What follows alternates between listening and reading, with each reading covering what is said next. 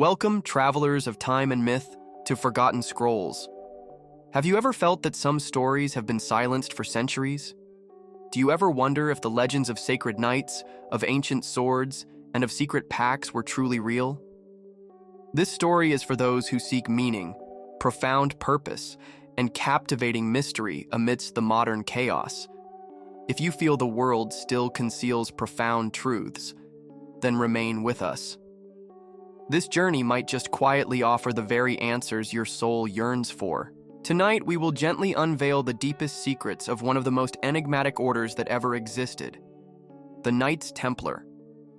From their humble origins in the fervor of the Crusades to their tragic fall fraught with insidious intrigue, this tale will subtly lead you through winding stone tunnels, into forgotten secret chambers, through devastating royal betrayals, and towards the elusive sacred relics. You will witness firsthand how their immense power grew, how they inadvertently awakened the crushing greed of kings, and how they were relentlessly persecuted until their very last breath. This is not merely a story of ancient war and religious fervor. It is a profound journey into the deepest recesses of the human soul, of unwavering faith, of solemn duty, of unchecked power, and of ultimate sacrifice. We will see how their indelible footprints can still be subtly felt today in hidden lodges, in ancient symbols, in cryptic manuscripts, and in the haunting echoes of unresolved mysteries. This is not a simple narration. It is a quiet meditation on what we inevitably leave behind, and what still relentlessly pursues us from the deepest shadows of history. Throughout this account, we will travel from the sun-drenched plains of Jerusalem to the royal courts of France, from the hallowed grounds of Solomon's temple to the Parisian bonfires of injustice. You will learn about men who vowed profound poverty, but paradoxically became richer than kings. You will hear of silent guardians of ancient secrets that could still irrevocably alter the world's destiny if ever truly revealed.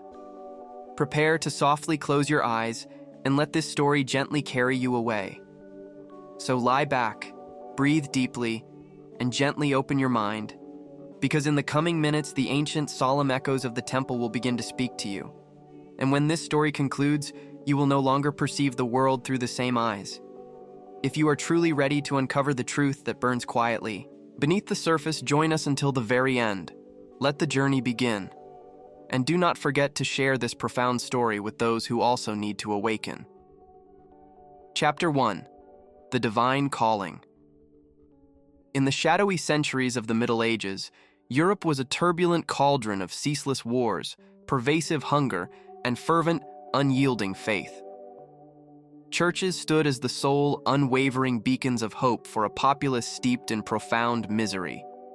Sermons echoed with pronouncements of an original sin that desperately needed purgation and spoke of a promised land far beyond the sea. That hallowed land was Jerusalem, sacred to Christians, Jews, and Muslims alike. There, one of the bloodiest chapters in all of human history would begin its grim unfolding. Pope Urban II, in the momentous year of 1095, raised his voice in the Council of Clermont and cried out passionately for a holy war. Thousands responded to his fervent call, from powerful nobles to humble peasants, often armed more with unwavering faith than with sharpened swords. He promised them profound spiritual redemption, eternal glory, and the complete forgiveness of their sins. This was the raw, fervent birth of the First Crusade, a tumultuous religious movement that seamlessly blended fervent fanaticism, desperate hope, and an unquenchable thirst for conquest. Across treacherous mountains, through scorching deserts, and over surging rivers, the Crusaders marched relentlessly towards the distant Middle East. They willingly left behind cherished families, fertile fields, and ancient kingdoms for a cause they believed to be utterly divine. Red crosses emblazoned upon white banners shone brightly, symbolizing their ultimate sacrifice. Yet, they also carried within them deep-seated fear, gnawing doubt, and the grim shadow of the inevitable bloodshed that awaited them. The journey was long and brutally unforgiving. Plague, gnawing hunger, and sudden ambushes decimated thousands of lives even before they caught their first glimpse of Jerusalem's ancient walls.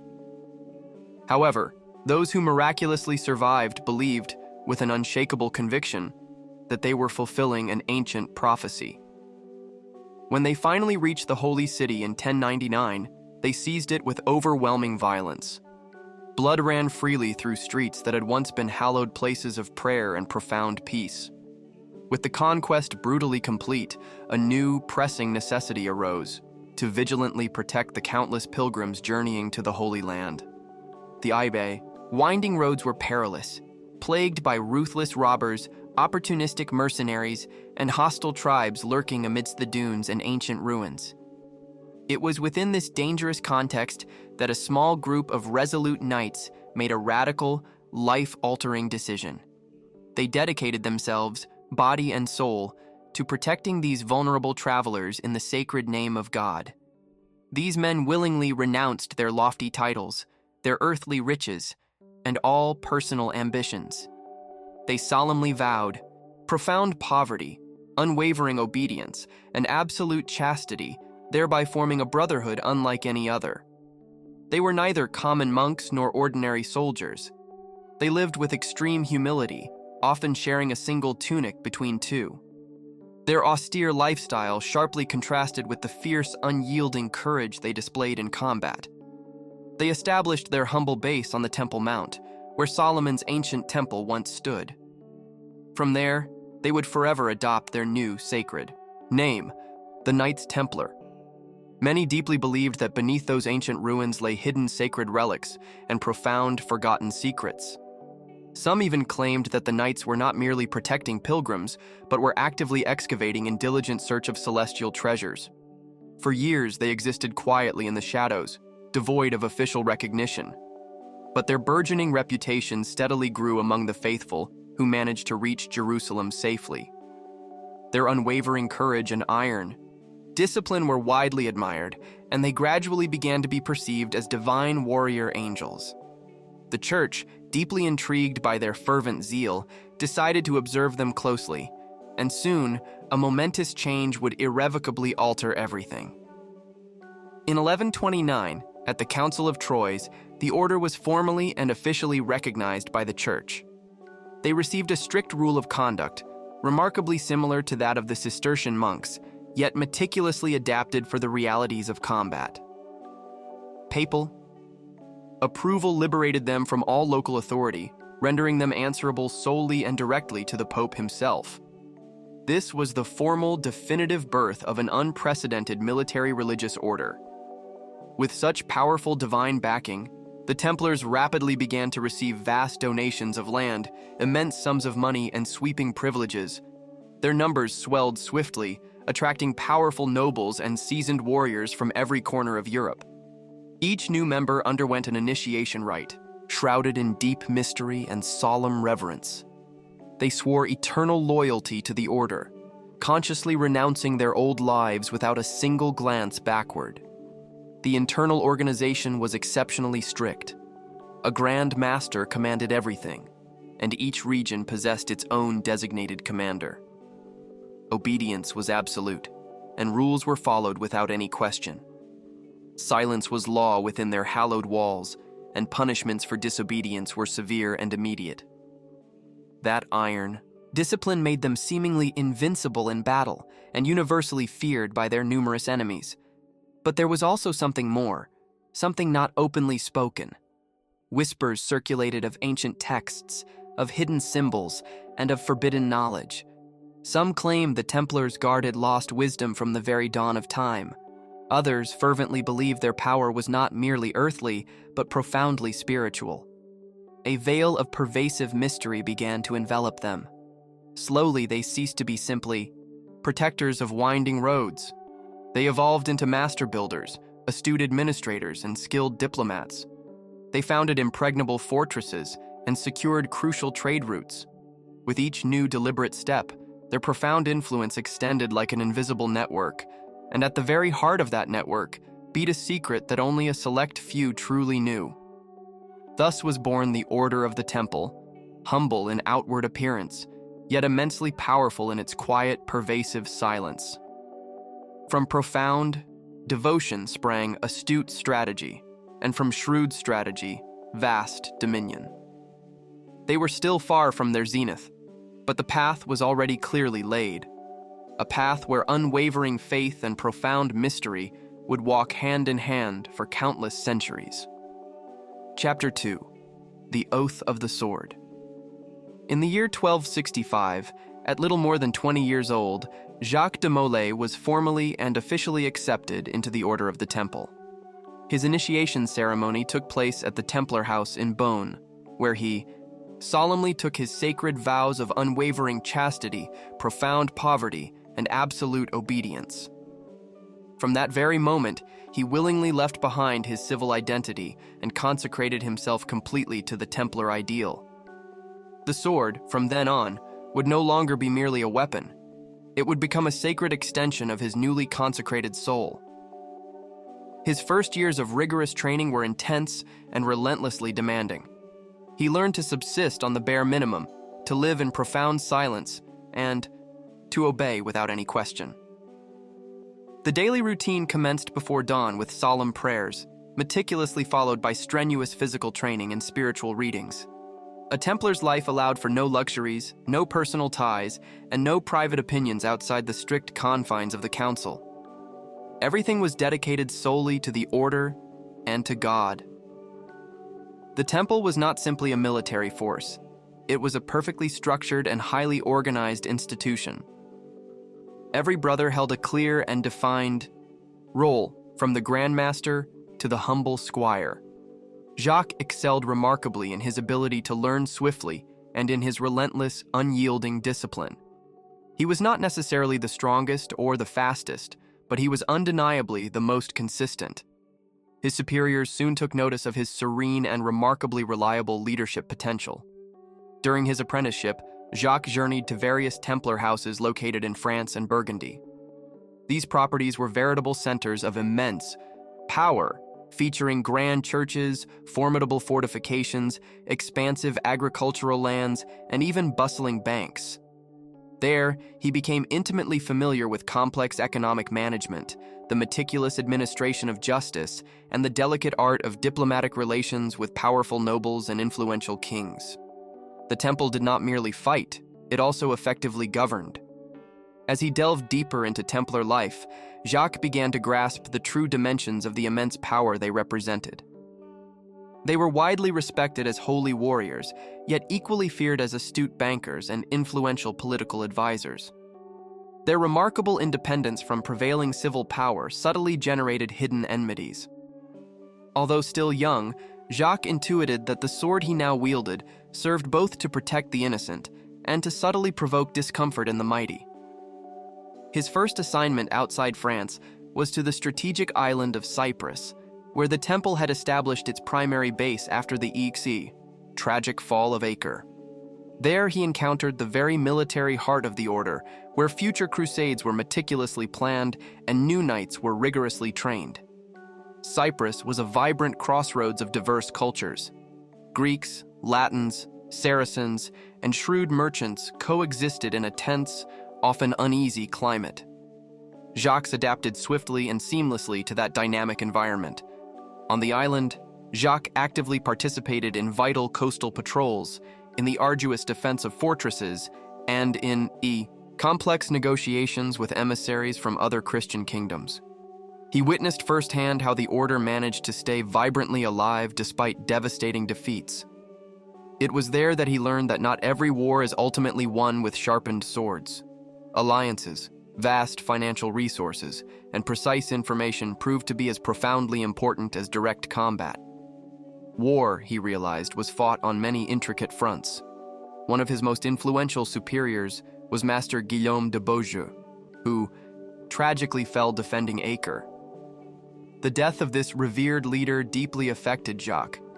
From then on, he felt, with a growing conviction, that one day he should assume greater responsibilities, not out of personal ambition, but out of unwavering loyalty to those who had fallen with honor. The profound idea of leadership slowly settled firmly into his consciousness. Life among the Templar brothers was relentlessly demanding. Absolute obedience was considered a sacred pillar. Open discussions, or Overt complaints were strictly forbidden.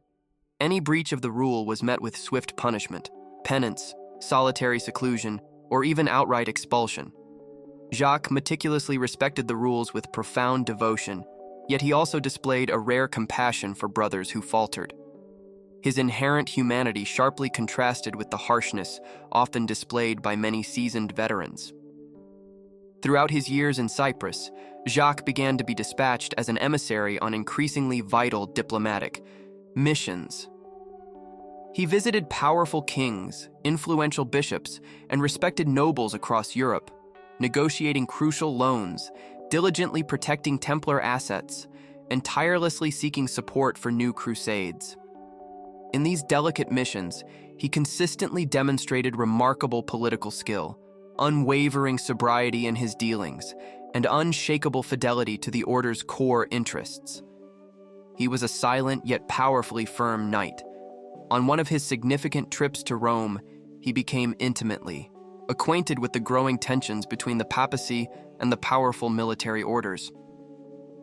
The Vatican, though respecting the temple's immense power, also harbored a strong desire to limit its autonomy. Jacques perceived with growing unease that beyond the ongoing crusades, a complex political game was rapidly brewing, one where every uttered word could unexpectedly become a double-edged sword. He understood, with chilling clarity, that the true battle for the order's survival would ultimately take place in the hushed corridors of political power, far from any battlefield. Direct contact with the Holy See also allowed him to meticulously study ancient documents, papal bulls, and Templar archives. He immersed himself deeply in the order's rich and often tumultuous history, from its foundational beginnings to its inevitable mistakes. He learned that past glory offered no guarantee for the future. The bitter lessons of the past, he knew, would become his ultimate shield when dark times inevitably arrived. And those dark times were already subtly present in the very air around them. Slowly, Jacques steadily gained authority within the inner command circles, not through mere imposition, but through the profound trust he consistently inspired. He became a trusted advisor to several grand masters and a commander of important houses. He diligently supervised castles, managed vast resources, and meticulously evaluated new recruits. The sword he had solemnly received in bone now commanded men and vigilantly protected sacred ideals. The temple then began to face escalating criticism from certain sectors of both the clergy and royal courts. They were accused of accumulating immense wealth without proper accountability. Donations that once flowed freely now dwindled noticeably. Kings, especially Philip IV of France, viewed such a powerful and independent order with intense suspicion. Jacques soberly warned that the enemy was no longer solely in the distant east, but was now dangerously close to home. The Sacred Order of the Temple had been founded to valiantly protect pilgrims and holy sites. But with the tragic loss of Jerusalem, that defining mission was in profound crisis. Many began to question their very raison d'être. Jacques, however, firmly believed they could still serve as steadfast defenders of Christendom, now from within Europe itself. But for that, he knew, it was absolutely necessary to adapt without ever losing their core essence. That became his greatest internal battle, his most profound struggle. In his letters to other brothers, Jacques consistently insisted on the paramount importance of unity, profound humility, and meticulous preparation. He knew that their cunning enemies would relentlessly search for internal cracks to weaken them. He promoted spiritual formation as fervently as military training. A Templar, he believed, should not only be physically strong, but profoundly wise. Unwavering faith, he asserted, had to be their strongest armor. Without it, everything would crumble like a castle built of sand.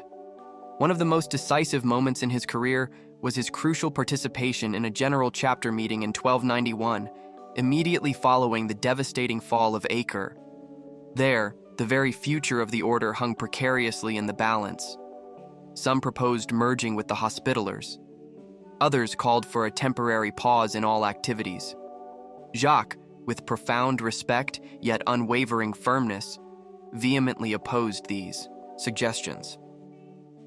He argued passionately that the temple had to remain fiercely independent, forever faithful to its sacred origin, and spiritually renewed in its core purpose. His words resonated deeply among those present. Many seasoned veterans saw in him the resolute leader the order so desperately needed.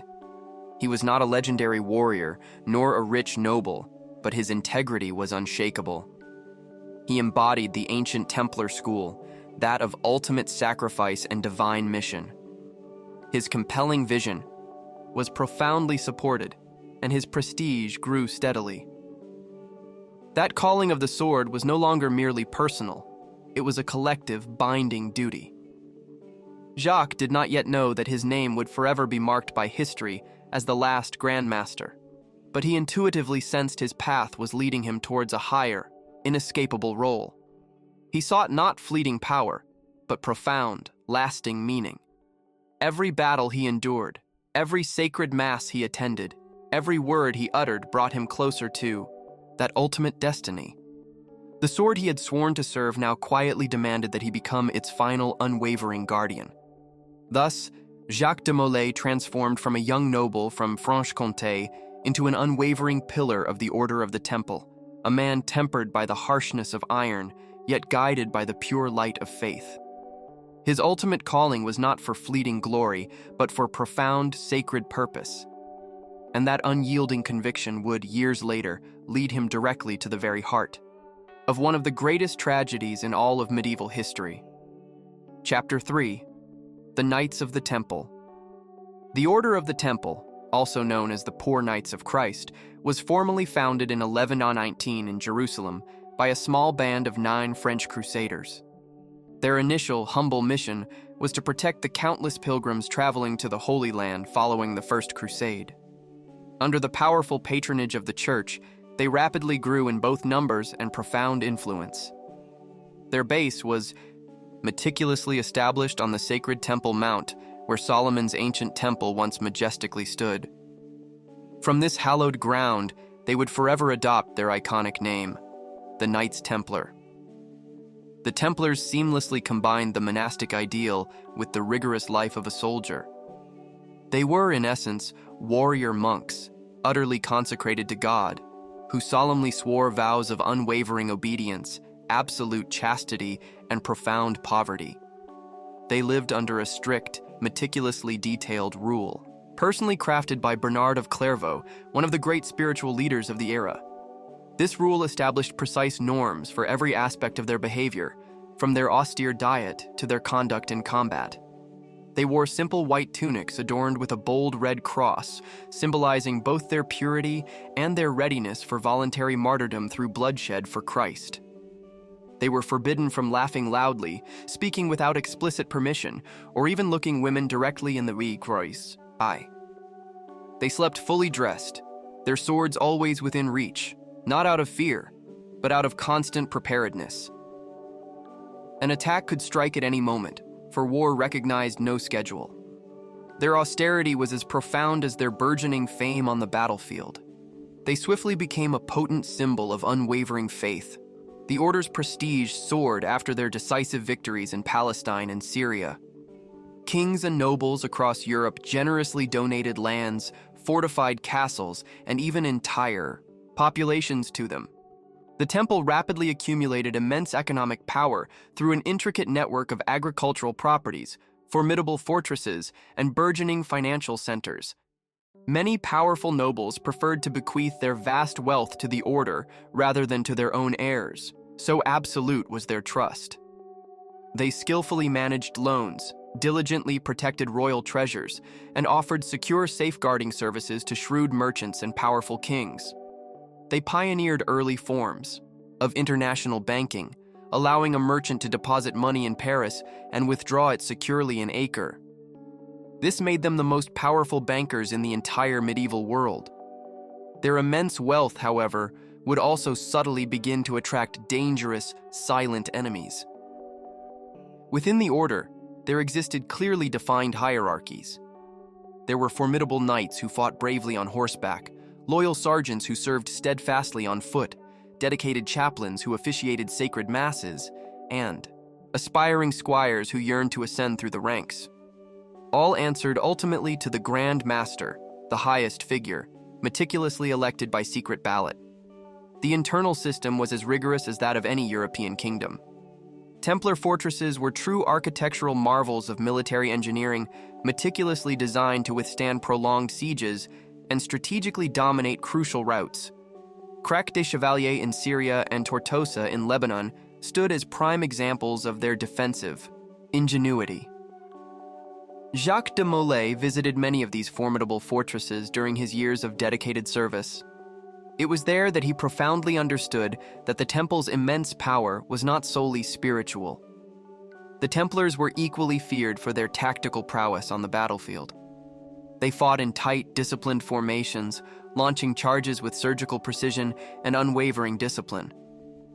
Their mere presence on the field instilled both profound respect among the Saracens and a wary deference among other military orders. However, they also made mistakes. Their occasional arrogance in certain sieges and their firm refusal to cooperate fully with other orders often caused internal friction within the broader Crusader forces. Despite their burgeoning fame, a Templar's life was neither easy nor glamorous.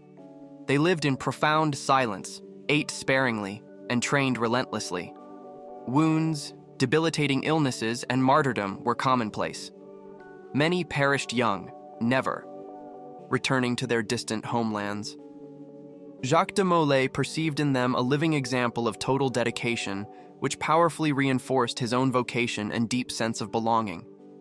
The order faced natural enemies, the Muslims, who yearned to reclaim the territories seized by the Crusaders, the envious European nobles who coveted their immense wealth, and some clerics who criticized their growing autonomy. Still, they remained firm, steadfastly obedient to the Pope and utterly willing to die without questioning any orders.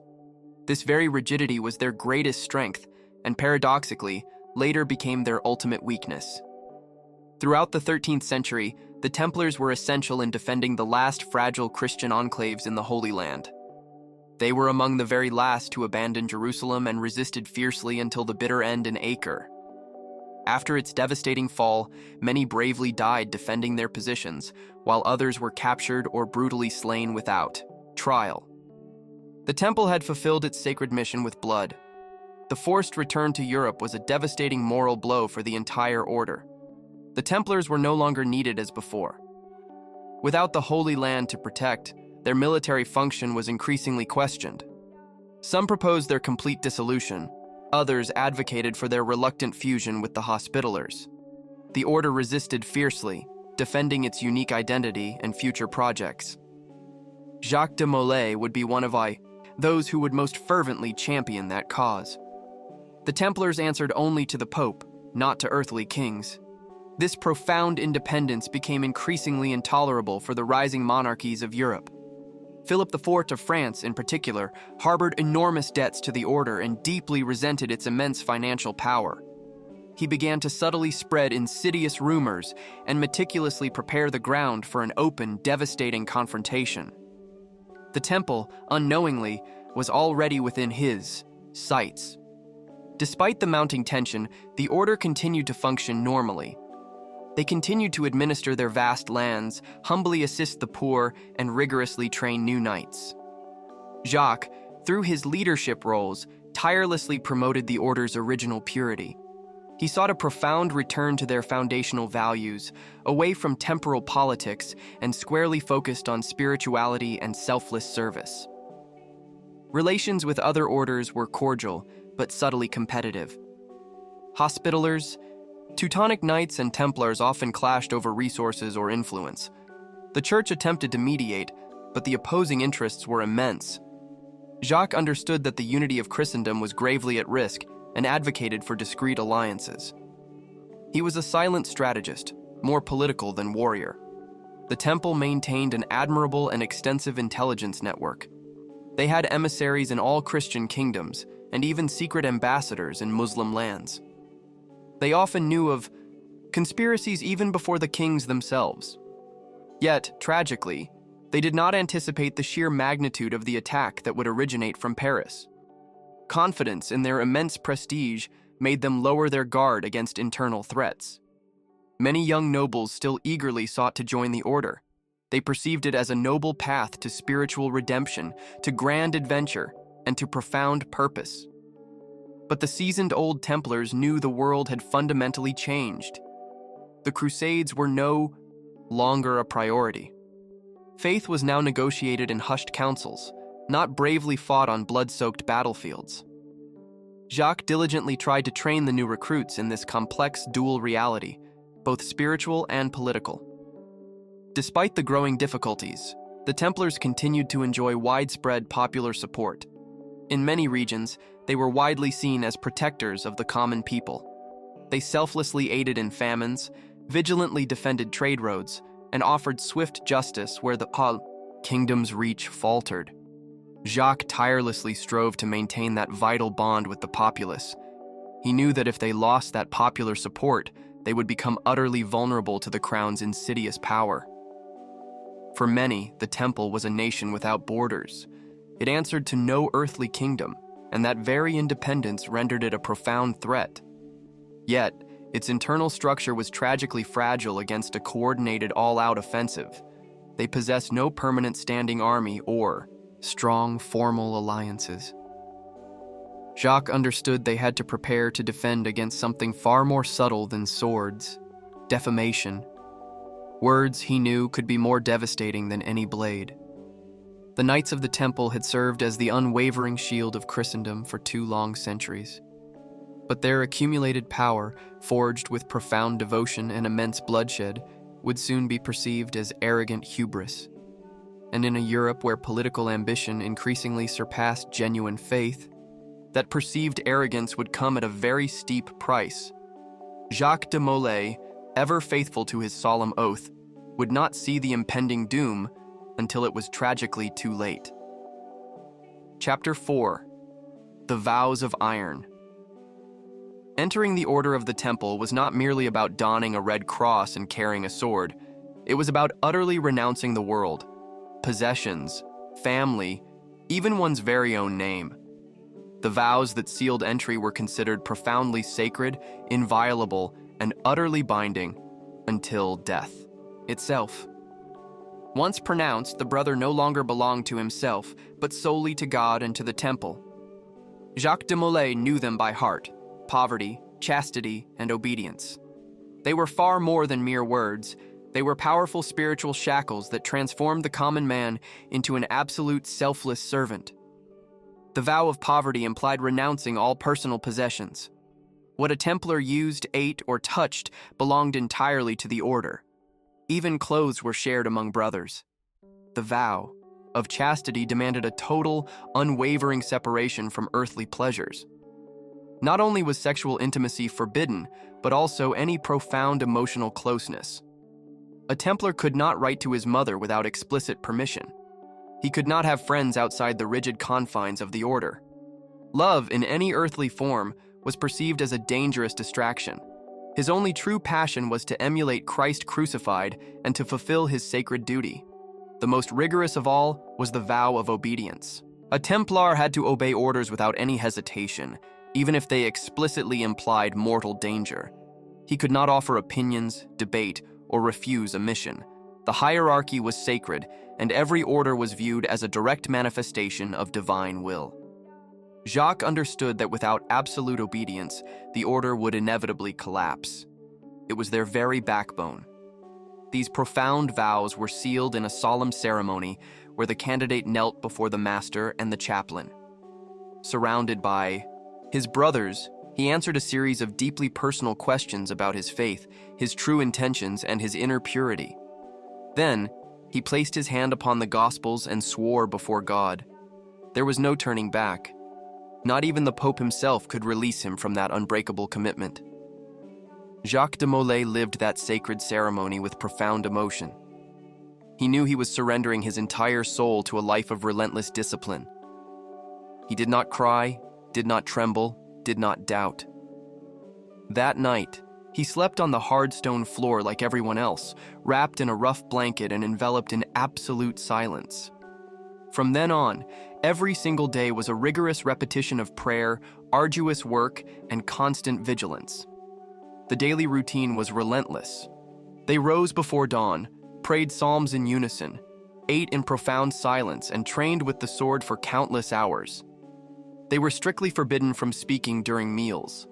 Only the designated reader could break the silence by reciting sacred texts. Even conversations between brothers were brief and formal, bound by strict rules. The Templars' body was regarded as a mere instrument of service. They did not adorn themselves, did not use perfume, did not expose their skin. Fasting was frequent, rest scarce. Their beds were hard wooden planks. They slept fully dressed, their swords always within reach, not out of fear, but out of constant preparedness. An attack could strike at any moment. War recognized no schedule. The punishment for breaking vows was severe and immediate. Stealing food, disobeying, lying, or displaying pride were offenses punished with public humiliation or even outright expulsion. Jacques witnessed internal trials where the guilty were brought to their knees before the entire community. They confessed with tears and were either forgiven or condemned according to the council's judgment. However, profound mercy also existed. Templars believed deeply in sincere repentance. A fallen brother could be reinstated if he showed true sorrow. Jacques excelled at balancing justice with compassion in these difficult trials. He understood that harshness without soul was not true virtue. He guided with unwavering firmness, but also with profound understanding towards human weakness. The temple's rule contained over 600 articles. It was a complete and exhaustive code that regulated everything from their dress to their very greeting. It dictated precisely how bread should be cut, how one should ride a horse, and what specific words to use when praying. Nothing was left to chance. Perfection was the ultimate ideal, though often unattainable. Constant effort was the true path. During internal councils, these vows were meticulously reviewed, and brothers' errors were publicly read aloud. This was done with the profound intention of purifying the community, not of shaming it. It was a moment of deep humility and earnest reflection. Jacques considered these acts essential. A Templar had to honestly examine himself so as not to deviate from the true path. The vows were not just internal rules, they were also a solemn promise to the outside world. Templars inspired profound respect because they were perceived as incorruptible. They could guard royal treasures without ever stealing a single coin. They could resist temptations that would make any ordinary noble fall. Their word was law. The people's unwavering trust was a direct consequence of their unblemished integrity. Many kings deposited entire fortunes into Templar hands without any fear.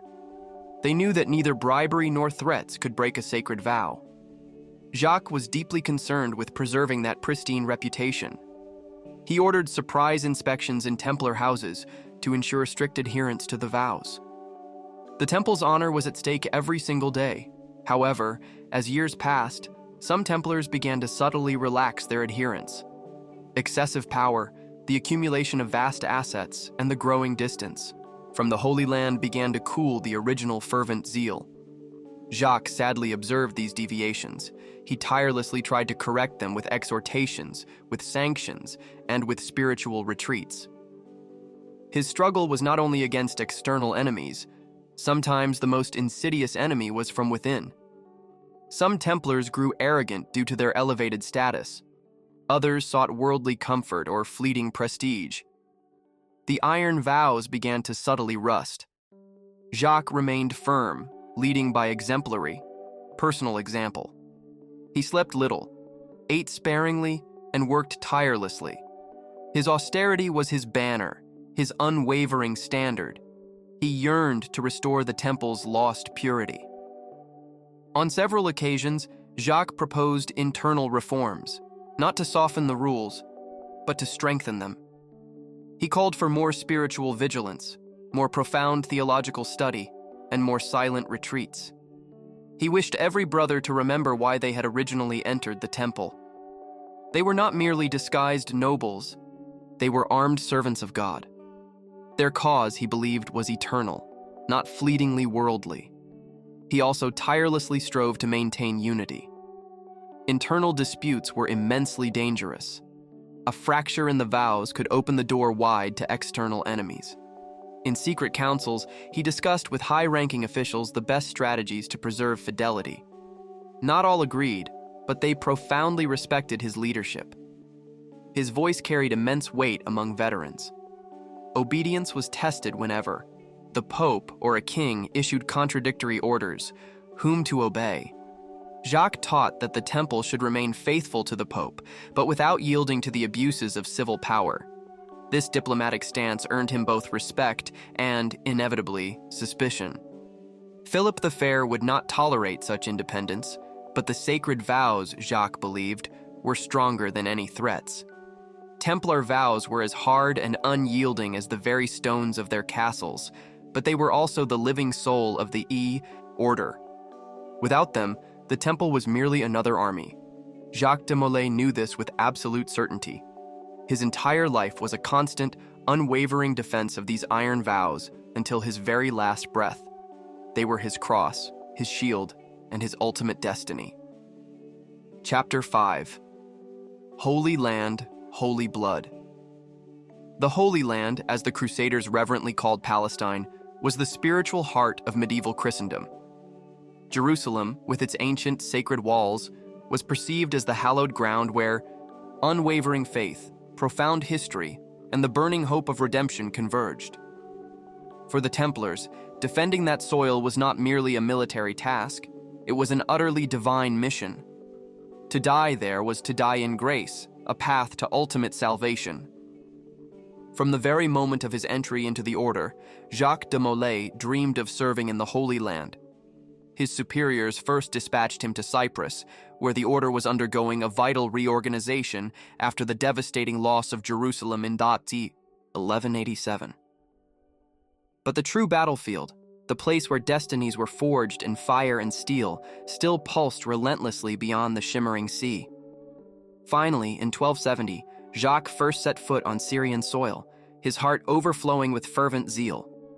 Templar cities like Tortosa, Gaza, and Acre were colossal fortresses, strategically located at critical points.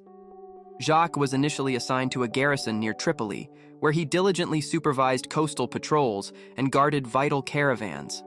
There, he quickly learned that the enemy did not always arrive bearing turbans and scimitars. Sometimes the true enemy was gnawing hunger, debilitating disease, or insidious betrayal from within. Relations between the Templars and local populations were complex and often fraught with tension. Some Eastern Christians viewed the Crusaders as foreign invaders. Muslims, though officially declared enemies, sometimes engaged in negotiated truces and granted safe passage. Jacques tirelessly strived to understand these intricate dynamics, meticulously avoiding unnecessary conflicts, but never yielding on the essential point, protecting the sacred. During his tenure in Acre, he witnessed several skirmishes and minor sieges. The enemy was no longer a single organized army, but consisted of constant, harassing groups relentlessly testing their defenses. Every day presented a new, formidable threat. Jacques excelled in maintaining his cool-headed composure. He never succumbed to anger or fear. His leadership in combat began to be subtly noticed by his peers and superiors. The most intense battle he experienced was the final devastating siege of Acre in 1291. The Templars fiercely defended their fortress, even as its mighty walls crumbled one by one. Jacques fought valiantly, sword in hand, shoulder to shoulder with his devoted brothers. Christian and Muslim blood mingled on the ancient stones. There was no thought of retreat. It was a grim choice: resist or perish as martyrs. When the walls finally gave way, most of the brave defenders were tragically massacred. Jacques, miraculously, survived, along with a small, exhausted group who managed to escape by sea. The profound pain of that crushing defeat marked him forever. Not only for the countless lives lost, but because he profoundly understood that Christendom had permanently abandoned the Holy Land. The retreat to Cyprus was a crushing moral blow for the entire order. The Templars, who had been born to guard the sacred places, no longer possessed a physical sanctuary to protect. Jacques secluded himself in fervent prayer for weeks, desperately seeking meaning amidst the overwhelming chaos. His faith did not waver, but his fundamental worldview irrevocably changed. He understood, with chilling clarity, that the war had entered a terrifying new phase. The loss of Jerusalem had already been a severe setback years earlier, but Acre was the definitive end. From then on, the Templars ceased to be a frontier army. They transformed into a wandering institution, adrift without a land of their own. Jacques then fervently promoted a new idea: to preserve their spiritual mission, even if they no longer possessed a physical fortress to defend. In internal meetings, he passionately proposed focusing their efforts on rigorously training holy knights willing to fight evil in all its insidious forms, not just with swords, but with knowledge, with unwavering faith, and through righteous example. Many profoundly supported his vision, though not all. Some seasoned veterans still yearned to reconquer the Holy Land at any cost. Jacques, however, was more pragmatic. He knew that time could not be turned back. Nevertheless, he did not abandon the hope of someday returning. He vigorously promoted the formation of new alliances with powerful European kingdoms, tirelessly seeking support for a fresh crusade. He dispatched emissaries to Rome, to England, and to Aragon. But the political winds had irrevocably shifted. Kings were now more concerned with protecting their own burgeoning territories than with the bloodshed in distant Jerusalem. The Pope also displayed ambiguity. Although he blessed Templar efforts, he offered no tangible resources. The once revered temple began to be perceived as an inconvenient power rather than a bastion of unwavering faith. Jacques keenly perceived that his duty was no longer solely military. He now had to vigilantly defend the spiritual legacy that so many brave men had sealed with their own blood. During those arduous years, he penned several letters to other military orders, desperately seeking unity. He invited them to cast aside rivalries and to remember their common sacred cause. The Holy Land was not merely a geographical location. It was a solemn promise, a potent symbol, and it had to be kept vibrantly alive in the heart of every Christian knight, even if the ancient sands no longer stained their boots. Meanwhile, the Muslims celebrated their hard-won victory. The Islamic world had reclaimed much of its historical territories, but even they harbored a quiet respect for the Templars. Many Muslim chroniclers meticulously described Jacques de Molay as an honorable, brave, and remarkably wise leader. His reputation profoundly transcended mere creeds and geographical borders. The years immediately following the fall of Acre were profoundly difficult. Many Templar brothers returned to Europe disillusioned and disheartened. Some, tragically, succumbed to vices, others simply retired from active service. Jacques, however, reacted differently. The shock did not break him, it forged him anew. He tirelessly traveled to Templar houses in France, in Germany, and in Castile, vigorously reinforcing discipline, fervently preaching hope, and meticulously reorganizing the weakened structure. In every place, he vividly recounted the battles fought in Palestine. He spoke of the martyrs of Acre, of the bleeding cross emblazoned on the white tunic, of prayers whispered at dawn amidst a hail of enemy arrows, not to fuel hatred, but to keep the sacred flame of their mission vibrantly alive.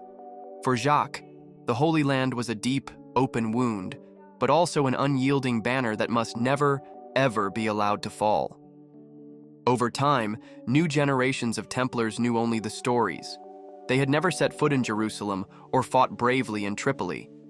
Jacques insisted that they had to be rigorously trained, not only as formidable warriors, but as steadfast guardians of an eternal ideal. The Holy Land, he vehemently argued, should never be forgotten. Though tragically lost, it remained the spiritual heart of the temple. Many contemporary chroniclers affirmed that Jacques de Molay always carried a small handful of earth, meticulously collected from the outskirts of Jerusalem. It was not mere superstition, but a potent symbol of unwavering commitment. Every time he made a crucial decision, he silently remembered where he came from and what he fought for. For him, every decision had to be meticulously aligned with that sacred origin. Thus, Although the temple no longer possessed grand castles in the distant east, its sacred mission remained unshakable.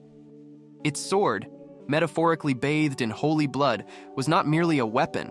It was an enduring testament to centuries of relentless struggle, fervent prayer, and ultimate sacrifice. Jacques de Molay was one of the last who truly understood that profound connection between the sacred land and the cross, and he would fight to preserve it until his very end. Chapter 6. The Grail's Whispers. The figure of the Holy Grail has profoundly fascinated generations, seamlessly blending history with captivating legend. According to ancient tradition, it was the very cup used by Christ at the Last Supper, and later, it is said, it collected his sacred blood on the cross. Some accounts even claim that the Templars not only knew its precise whereabouts, but had secretly and diligently protected it for centuries. Jacques de Molay lived perpetually under the subtle shadow of that profound mystery. During his time in the Holy Land, Jacques heard countless tales of sacred relics hidden in ancient Christian chapels. Eastern monks quietly spoke of holy objects secretly transported during times of persecution.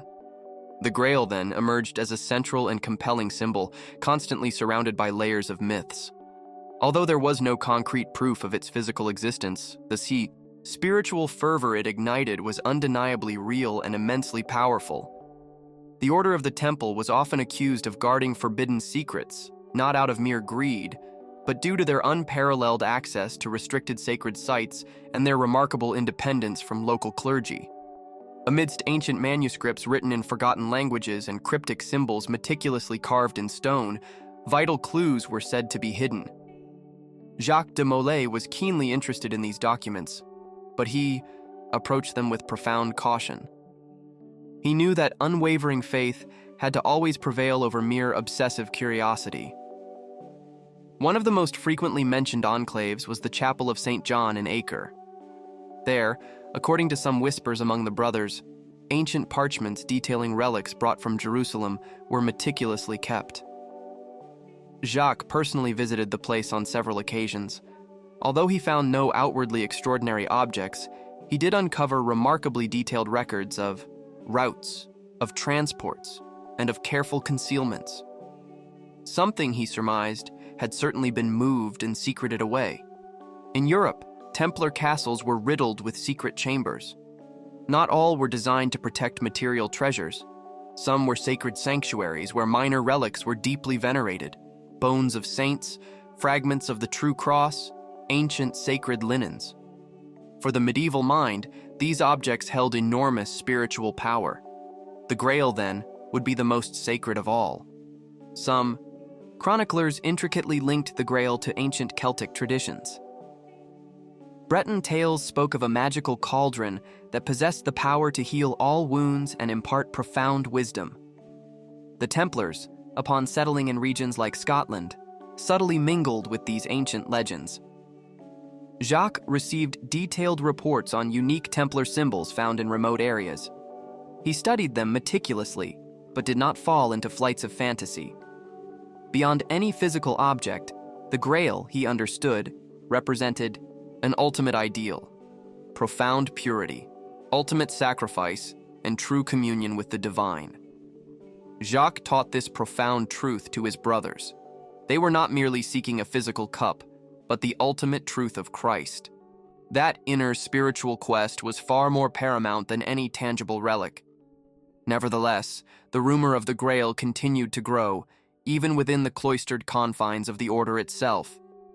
During a council in Paris, some brothers discussed the advisability of revealing the deep secrets they possessed. They feared that if the temple were to fall, these sacred relics would be irretrievably profaned. Jacques firmly refused. He profoundly believed that spiritual protection was far more effective than any stone fortress. True faith, he asserted, was the real shield, not mere walls or enforced silence. In Roncevaux, amidst the Pyrenees, the legend circulated that the Templars had secretly hidden the Grail in a clandestine cave. Others claimed it was taken to Scotland after the devastating fall of Acre. Although Jacques never explicitly confirmed or denied these compelling stories, he dispatched discreet emissaries to diligently investigate. He sought not fleeting fame, but to faithfully preserve whatever might truly be sacred. One of his closest knights, Etienne de Vignoles, returned from a perilous trip to northern Spain with a strange codex. It meticulously described unknown Christian rituals, practices unfamiliar to official liturgy. It was not explicitly heretical, but it was undeniably disturbing. Jacques ordered it securely stored in a sealed cell, accessible only to high-ranking officials. He understood that certain profound knowledge demanded a rare spiritual maturity. The pervasive fascination with the Grail was not exclusively Christian. Some enlightened Muslim scholars also subtly mentioned it, albeit under different names. They referred to it as the Prophet's Cup, the Vessel of Wisdom, or the Vessel of Light. Jacques corresponded with some of them. He yearned to understand if there existed a deeper, unifying connection between seemingly opposing religions. As time relentlessly passed, the temple's numerous enemies shrewdly exploited these very legends against it. They maliciously whispered that the Templars practiced secret rites, invoked dark demons, and drank blood from unholy chalices. All of it was utterly false, yet tragically difficult to refute. Jacques lamented that the purest symbol of Christianity was being perverted to tarnish the noble reputation of the knights. Despite this relentless campaign, he continued to promote the diligent study and careful guardianship of ancient texts. In several Templar houses across France, he established restricted libraries.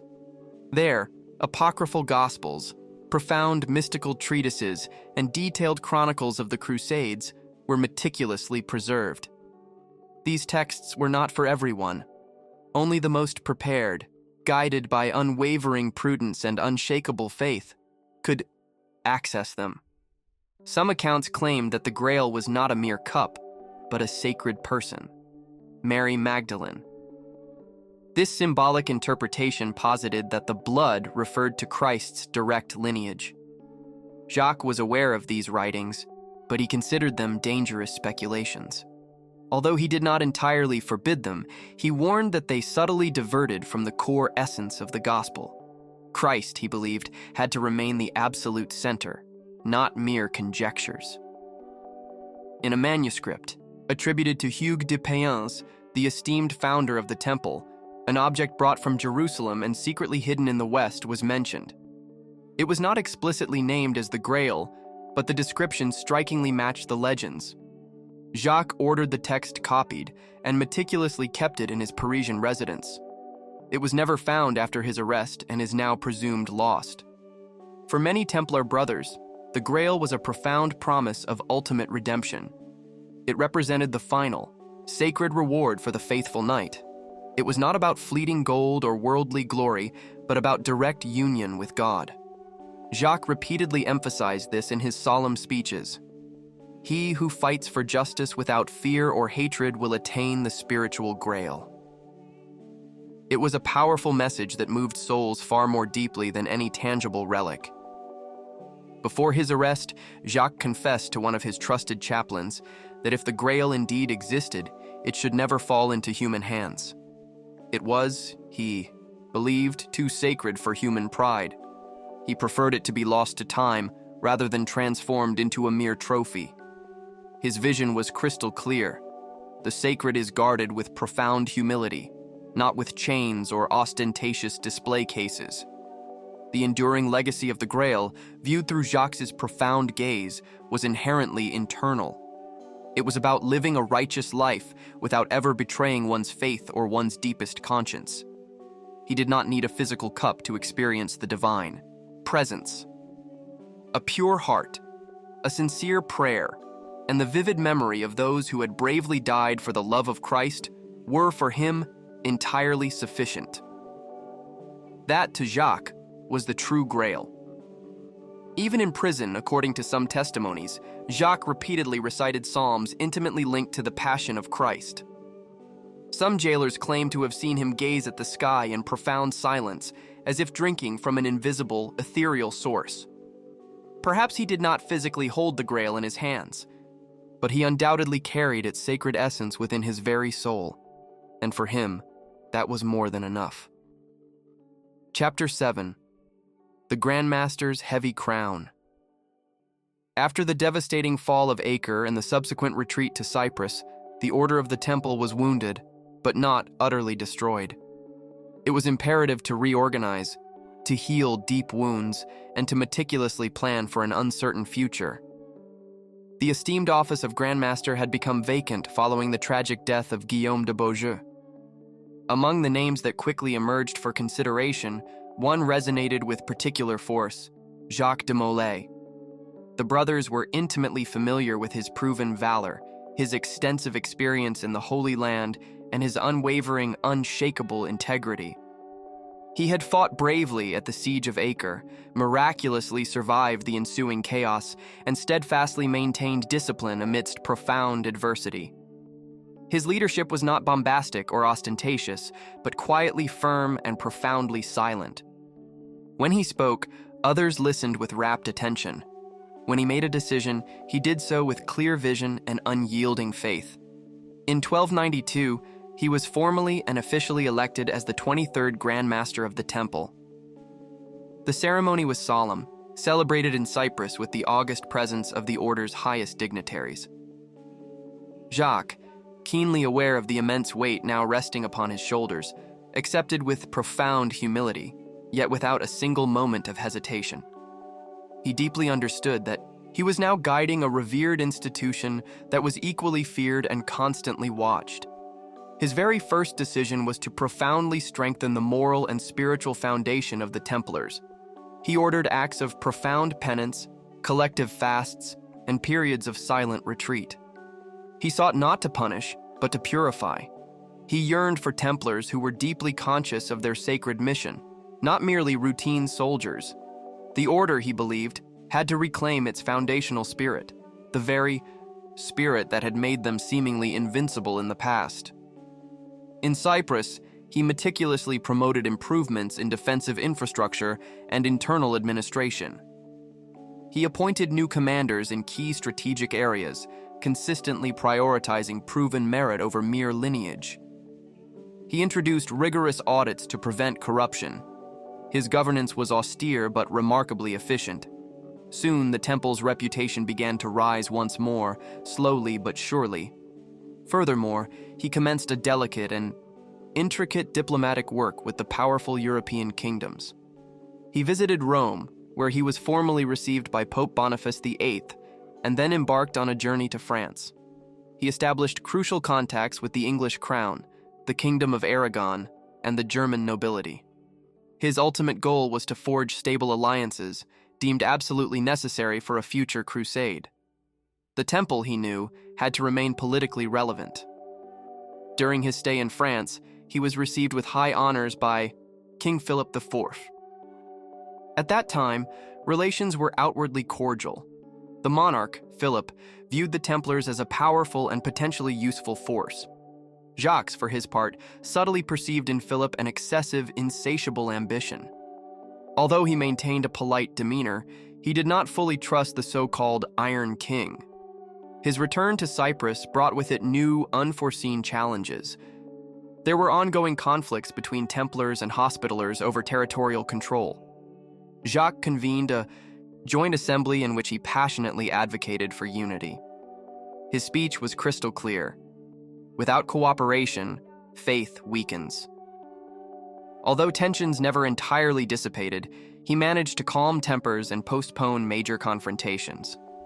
As his figure grew in stature, so too did criticism from both ecclesiastical and civilian sectors.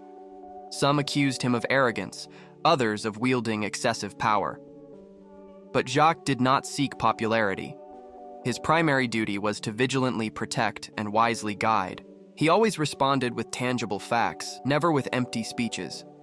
His profound silence was often far more eloquent than any mere words. One of his most ambitious projects was to meticulously reorganize the Templar archives. He ordered documents from each house to be diligently collected and a centralized registry created in Paris. He yearned for transparency, but also for profound foresight. He knew that history had to be written by truth, not by insidious rumors. Tragically, many of those very documents would disappear years later during the relentless persecution. Between 1295 and 1299, he visited multiple Templar strongholds across Europe. From Aragon to England, he meticulously inspected quarters, rigorously reviewed accounts, and engaged in deep conversations with his brothers. He was a present leader, never distant. He listened intently to concerns, imparted clear instructions, and tirelessly recalled the core Templar ideal.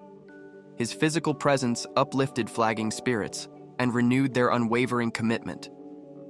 Despite the passing years, he never abandoned rigorous physical training or constant prayer. He slept little, ate frugally, and consistently maintained peak physical condition.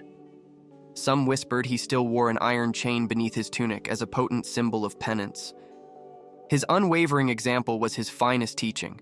No brother could ever excuse himself if the Grand Master himself set the standard. During his mandate, he also confronted increasingly intense rumors concerning a supposed Templar treasure.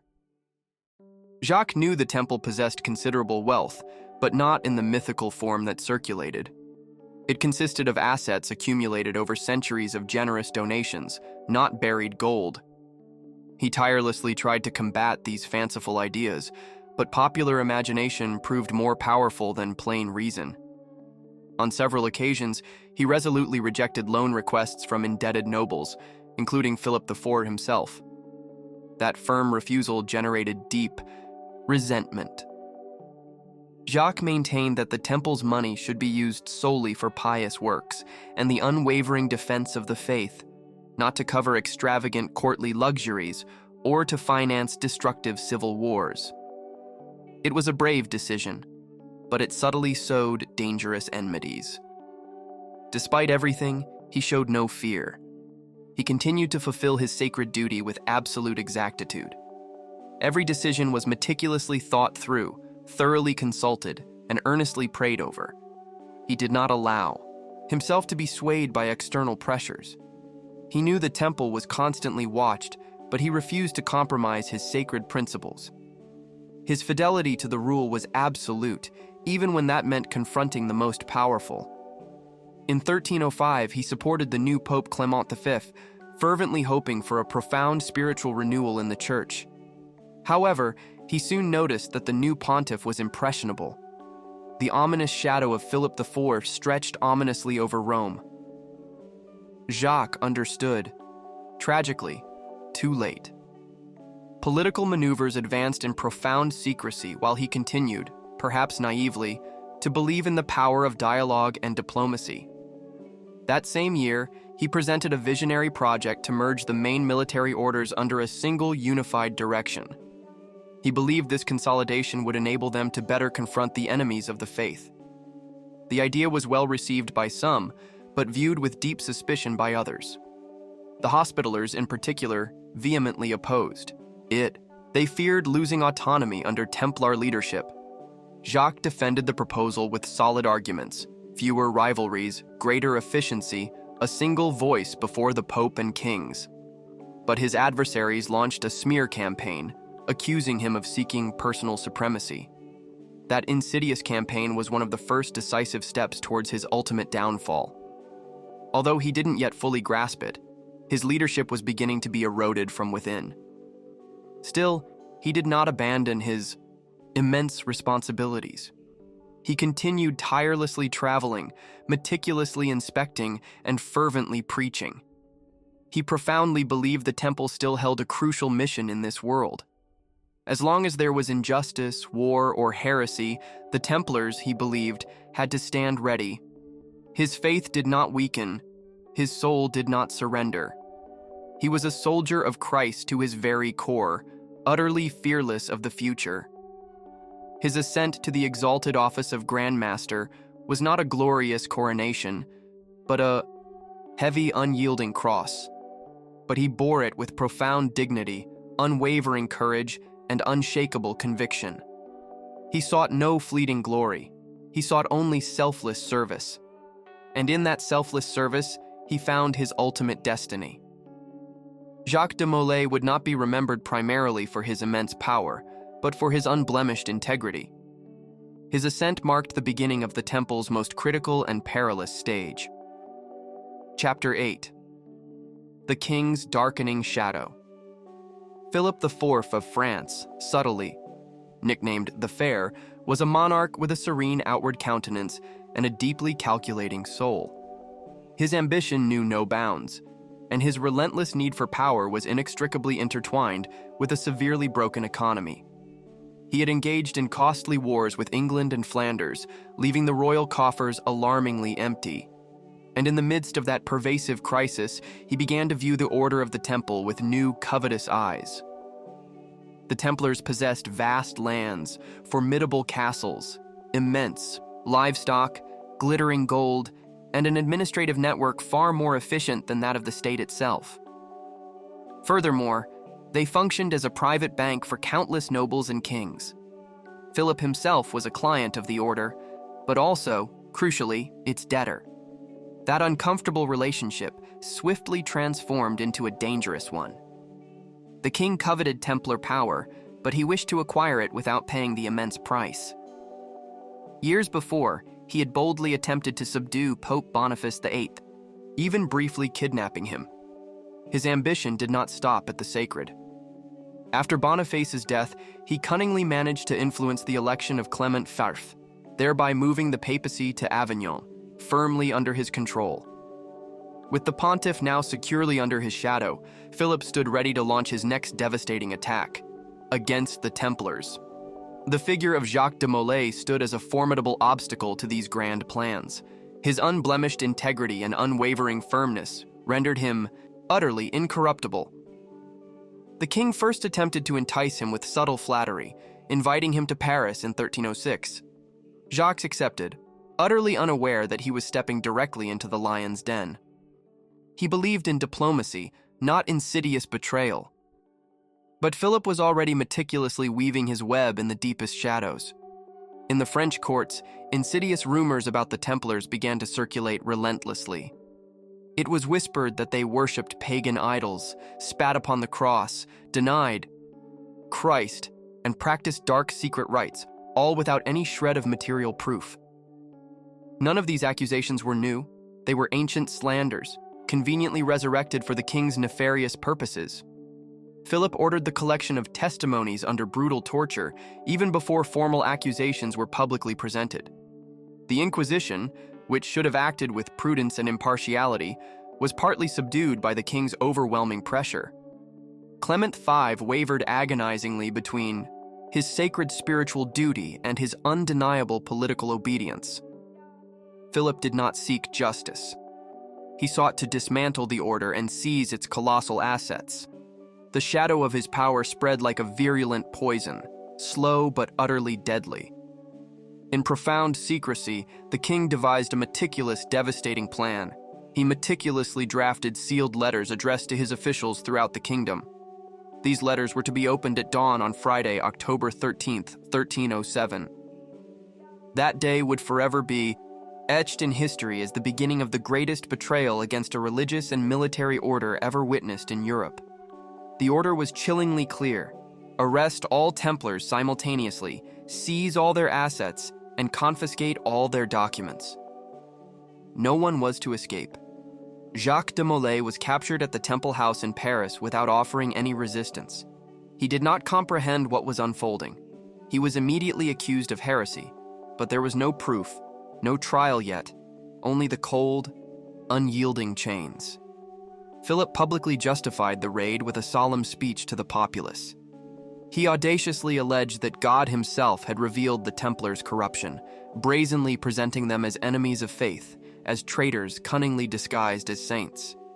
Many silently harbored doubts, but in a France terrified by rampant plague, ceaseless war, and grinding poverty, few dared to openly oppose the king's will. Jacques was interrogated for countless hours. At first, he steadfastly refused to testify.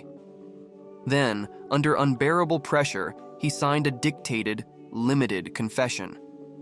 Later, he courageously retracted it, His will was firm, but his physical body began to give way. Philip used every statement, every forced admission, as ammunition against the order. What he sought was not truth, but blatant legitimacy for his plunder. In Rome, Clement V received contradictory reports. At first, he condemned Philip's audacious actions, but then, fearing a devastating schism or a full-scale French invasion, he backed down. He reluctantly convened a council to address the Templar case, but allowed the oppressive process to continue. Instead of protecting the innocent, he chose to yield to raw political power. The king's shadow was far heavier than the cross. Meanwhile, the confiscated assets flooded the crown's coffers. These were not hidden treasures, but vast lands, exquisite furniture, sacred vestments, invaluable books. Everything was systematically sold, burned, or seized. Philip brutally enriched his kingdom while simultaneously destroying one of Christendom's most sacred and powerful institutions. Money, it seemed, spoke louder than justice. Public opinion began to divide. Some believed the accusations without question. Others began to perceive the Templars as martyrs. Jacques de Molay, even while imprisoned, steadfastly maintained his profound dignity. He did not insult, did not beg, did not betray his brothers. His profound silence was often more eloquent than 1,000 eloquent defenses. The king's shadow grew denser, but Jacques did not bend. Philip intensified the interrogations, ordering even more severe tortures, including the rack, waterboarding, and searing fire. Many knights confessed what their tormentors desperately wanted to hear. Others perished without uttering a single word. Jacques resisted as best he could. His body weakened, but his unwavering faith remained utterly intact. He harbored no hatred. He only prayed. The king relentlessly tried to force the Pope to dissolve the order without a formal trial. Clement V wavered, fearing scandal, but finally yielded, suspending the temple's functions and taking over the investigation. The order was utterly paralyzed. Jacques, meanwhile, waited in his damp, dark cell, still clinging to the belief in ultimate truth. But truth, he learned, was tragically silenced by brute power. In his private letters, Philip wrote about the need to cleanse the kingdom. He brazenly presented himself as an internal crusader, valiantly fighting hidden enemies. But what he truly sought was absolute control over banking, religious discourse, and foreign policy. The temple was simply another obstacle on his path to absolute hegemony. Some nobles attempted to intercede, pleading for clemency for the Templars. Philip ignored them. He sought not reconciliation, but total, absolute submission. His goal was to utterly erase the temple's name, absorb its entire structure, and ruthlessly rewrite history. The king's shadow allowed for no nuances. Whoever disobeyed was utterly destroyed. Later, Freemasonry would inherit a part of Templar symbolism. Some believe this was a clandestine way to preserve their legacy in the face of destruction. Others deny it, but all agree on one thing. What Philip did was not justice. It was a brutal purge, and Jacques de Molay became the most visible face of that profound martyrdom. The people, witnessing the chained Templars paraded through the streets, began to doubt. Were they truly heretics, or innocent victims of raw power? Rumors swelled, and the king's prestige began to subtly crack, but it was already too late. The machinery of destruction was already in motion. Philip's shadow had consumed everything and would not cease its relentless growth until it devoured what little remained of the temple. Jacques' figure, however, began to shine brightly within the deepening darkness. His integrity, his profound silence, and his unwavering faith transformed him into a powerful symbol. Though imprisoned, he was truly free. Though humiliated, he remained profoundly dignified. Though betrayed, he remained utterly faithful. The king's shadow never truly reached his unconquered soul. Chapter 9. The Golden Lies. From its very founding, the Order of the Temple meticulously accumulated immense wealth through generous donations, strategic conquests, and highly efficient administration. Their riches were not merely gold and silver. They encompassed vast lands, formidable castles, thriving livestock, and invaluable documents. They exerted control over crucial trade routes and offered advanced financial services.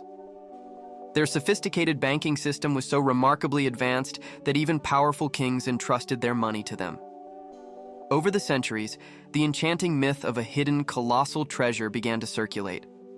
Some whispered of mountains of glittering gold, others of sacred relics like the Holy Grail or the legendary Ark of the Covenant. The reality, however, was far more complex and far less romantic. The Templars possessed immense wealth, certainly, but it was widely dispersed and primarily in the form of tangible assets rather than buried chests of bullion. In the 14th century, the temple's financial records were perfectly documented and meticulously centralized. Each regional house diligently reported to Paris, where all financial information was carefully compiled. Jacques de Molay insisted on absolute transparency. There was no single vast treasure as such, but rather a solid, intricate economic network. Yet, this undeniable truth failed to prevent the popular imagination from running wild. When Philip IV resolved to destroy the order, one of his primary motivations was precisely this perceived wealth. In his mind, he envisioned vaults overflowing with hidden gold beneath the temple in Paris. He ordered its immediate confiscation, but upon entering, his men found nothing more than books, simple robes, chalices, letters, and a few scattered coins. The great treasure was nowhere to be found. The king could not accept such an emptiness. He was convinced the Templars had somehow hidden it. He ordered other properties meticulously searched, churches, fortresses, farms. His agents excavated, plundered, and relentlessly interrogated under torture. No one revealed anything, because such a treasure simply did not exist in the form Philip imagined. Templar silence, however, only intensified his suspicion and royal obsession. One of the most persistent rumors claimed that the treasure was secretly moved at the very last minute to La Rochelle. From its port, ships were said to have sailed toward Scotland or Portugal, carrying the hidden wealth. There is no conclusive evidence to support this, yet the legend stubbornly persists. Some believe the gold was discreetly given to other orders or secretly buried under ancient crypts. All remains pure speculation. In Portugal, the Templars remarkably managed to reorganize under the new name of the Order of Christ. There they continued with a part of their legacy, including properties and symbols. Some historians believe that a portion of the treasure may have reached that territory, but no later archaeological discovery has ever definitively confirmed such theories.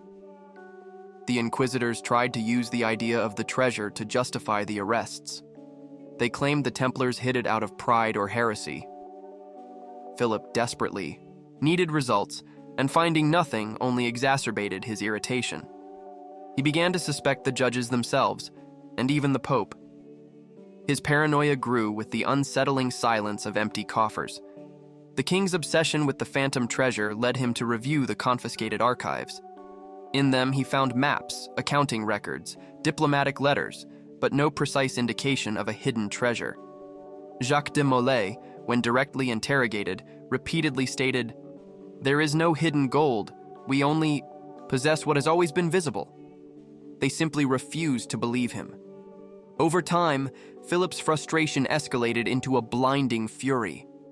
He used the lack of a tangible treasure as proof of betrayal. He alleged they had deliberately hidden it to harm the crown. Thus, he justified the extension of torture. He sought not only the elusive gold, but a confession that would validate his boundless ambition. But the Templars resisted. One of the strangest accounts emerged from a sailor in Marseille who claimed to have transported a secret Templar cargo. He swore he saw heavy chests, diligently protected by armed knights, sailing to distant, unknown lands. But the destination was never identified, nor were those ships ever found. Perhaps a lie, perhaps a buried truth. The legend grew richer with the passage of centuries. Writers, alchemists, and intrepid explorers endlessly sought the Templar treasure as if it were the ultimate source of all wealth. From hidden caves in the Pyrenees to ancient cellars in Scotland, thousands of theories arose, but none with firm, verifiable proof. The treasure remained an impenetrable mystery. Some scholars suggest that the true treasure was spiritual knowledge, invaluable books, esoteric wisdom. Others believe it consisted of profound secrets about Christ's lineage or the very Holy Grail itself, ideas fueled by centuries of occultism. But in Jacques' time, true value lay in the land, in the Templars' honest labor, and in their unwavering faith. The lack of a tangible booty did not halt the relentless destruction. Philip had already embarked on his campaign and could not turn back. Although he found no physical gold, he did seize formidable fortresses, valuable weapons, vast herds, and crucial documents that greatly strengthened the French state. But the legend of the treasure did not disappear. On the contrary, it swelled with each passing decade. Even today, some still search for the cursed treasure. They excavate in abandoned castles, meticulously study medieval codices, and cross oceans. But everything seems to vanish like smoke. Perhaps because there is nothing to find, or perhaps because it was concealed with such extraordinary cunning that its time for revelation has not yet arrived. In Scotland, it is said that some Templars survived and founded secret societies. Among them, some believe, lay the true origins of modern Freemasonry. For some, the hidden treasure was used to finance these new structures. But these ideas, though immensely fascinating, lack solid historical backing.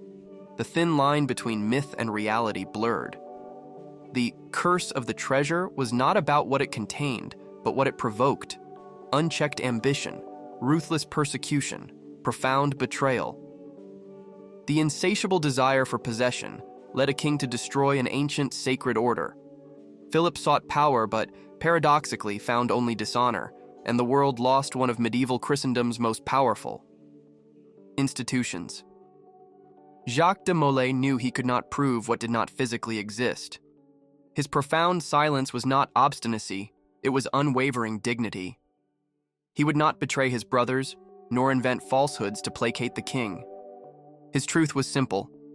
The temple did not hide gold, but faith. And that faith, he knew, could not be confiscated. The true cursed treasure was not buried in any crypt, but in collective memory. Throughout the centuries, it was further fueled by books, films, and pervasive conspiracy theories. But what was truly cursed was the overwhelming greed of the powerful, a greed that even today, centuries later, continues to resonate as a powerful warning. Chapter 10. Accusations of Heresy. Following the brutal raids on Friday, October 13, 1307, utter chaos engulfed the kingdom. Hundreds of Templars were summarily arrested without prior trial or any right to defense. Philip IV desperately needed to justify this audacious attack. He would do so with a battery of meticulously crafted accusations, shrewdly centered on the gravest crime of his time: heresy. The accusations leveled against the Templars were not accidental. The king had explicitly instructed his agents to revive old, insidious rumors that had circulated since the Crusades. They claimed the Templars worshipped pagan idols, spat upon the cross, denied Christ, and practiced dark, secret rites, all without any material evidence. The first interrogations, conducted under brutal torture, yielded the expected results. Several knights, disoriented by excruciating pain, confessed precisely what the inquisitors demanded to hear. Others perished before uttering a single word. Philip meticulously compiled these forced confessions and brazenly presented them as irrefutable evidence. The Pope, under relentless pressure, had no choice but to open an investigation. Among the most widespread accusations was the alleged existence of a figure called Baphomet, supposedly worshipped by the Templars. Accounts varied wildly. Some spoke of a bearded head, others of a demonic statue. None of these objects were ever found, but the insidious myth was born and firmly clung to the collective imagination. They were also accused of ritualistic kissing on the mouth, navel, and base of the spine as part of an initiation rite. This was cynically used as proof of moral corruption. However, modern studies attribute these claims to malicious distortions or confessions extracted by brute force. Heresy in this context was more political than theological. Pope Clement V from Avignon found himself tragically caught between two fires. On one hand, his sacred duty to the Templars, whose very existence had been authorized by Rome. On the other, he had to appease the powerful French king, who supported the papacy with his immense military and economic might. Clement's neutrality slowly degenerated into silent complicity. To create a veneer of justice, Clement convened a papal commission. This commission visited various regions of France, diligently collecting testimonies. Some Templars testified freely, vehemently denying all accusations. Others, fearing further torture, merely repeated their forced confessions. The climate of fear made it almost impossible to discern the truth. Jacques de Molay was interrogated again in Paris. At first, he reaffirmed his innocence. Then, under immense pressure, he signed a limited confession, admitting that some rites might have been misinterpreted, but he soon courageously retracted it, boldly declaring he had lied out of sheer fear. His retraction was summarily ignored by the authorities. The judicial process transformed into a grotesque political spectacle. Philip organized public sermons to condemn Templar heresy. Posters displaying the supposed confessions were put up in Paris. Citizens, many of whom had been protected by the order for decades, began to doubt. Fear tragically replaced respect. Civil and ecclesiastical authorities cynically used the accusation of heresy to legalize blatant theft. Assets were confiscated, temples closed, crypts desecrated, libraries were dispersed, and many invaluable works were burned. The Templar knowledge accumulated over centuries vanished in the destructive fire of ignorance. In other countries, kings reacted with caution. In England, for example, Edward II initially refused to believe in Templar heresy, but under papal pressure, he ordered arrests.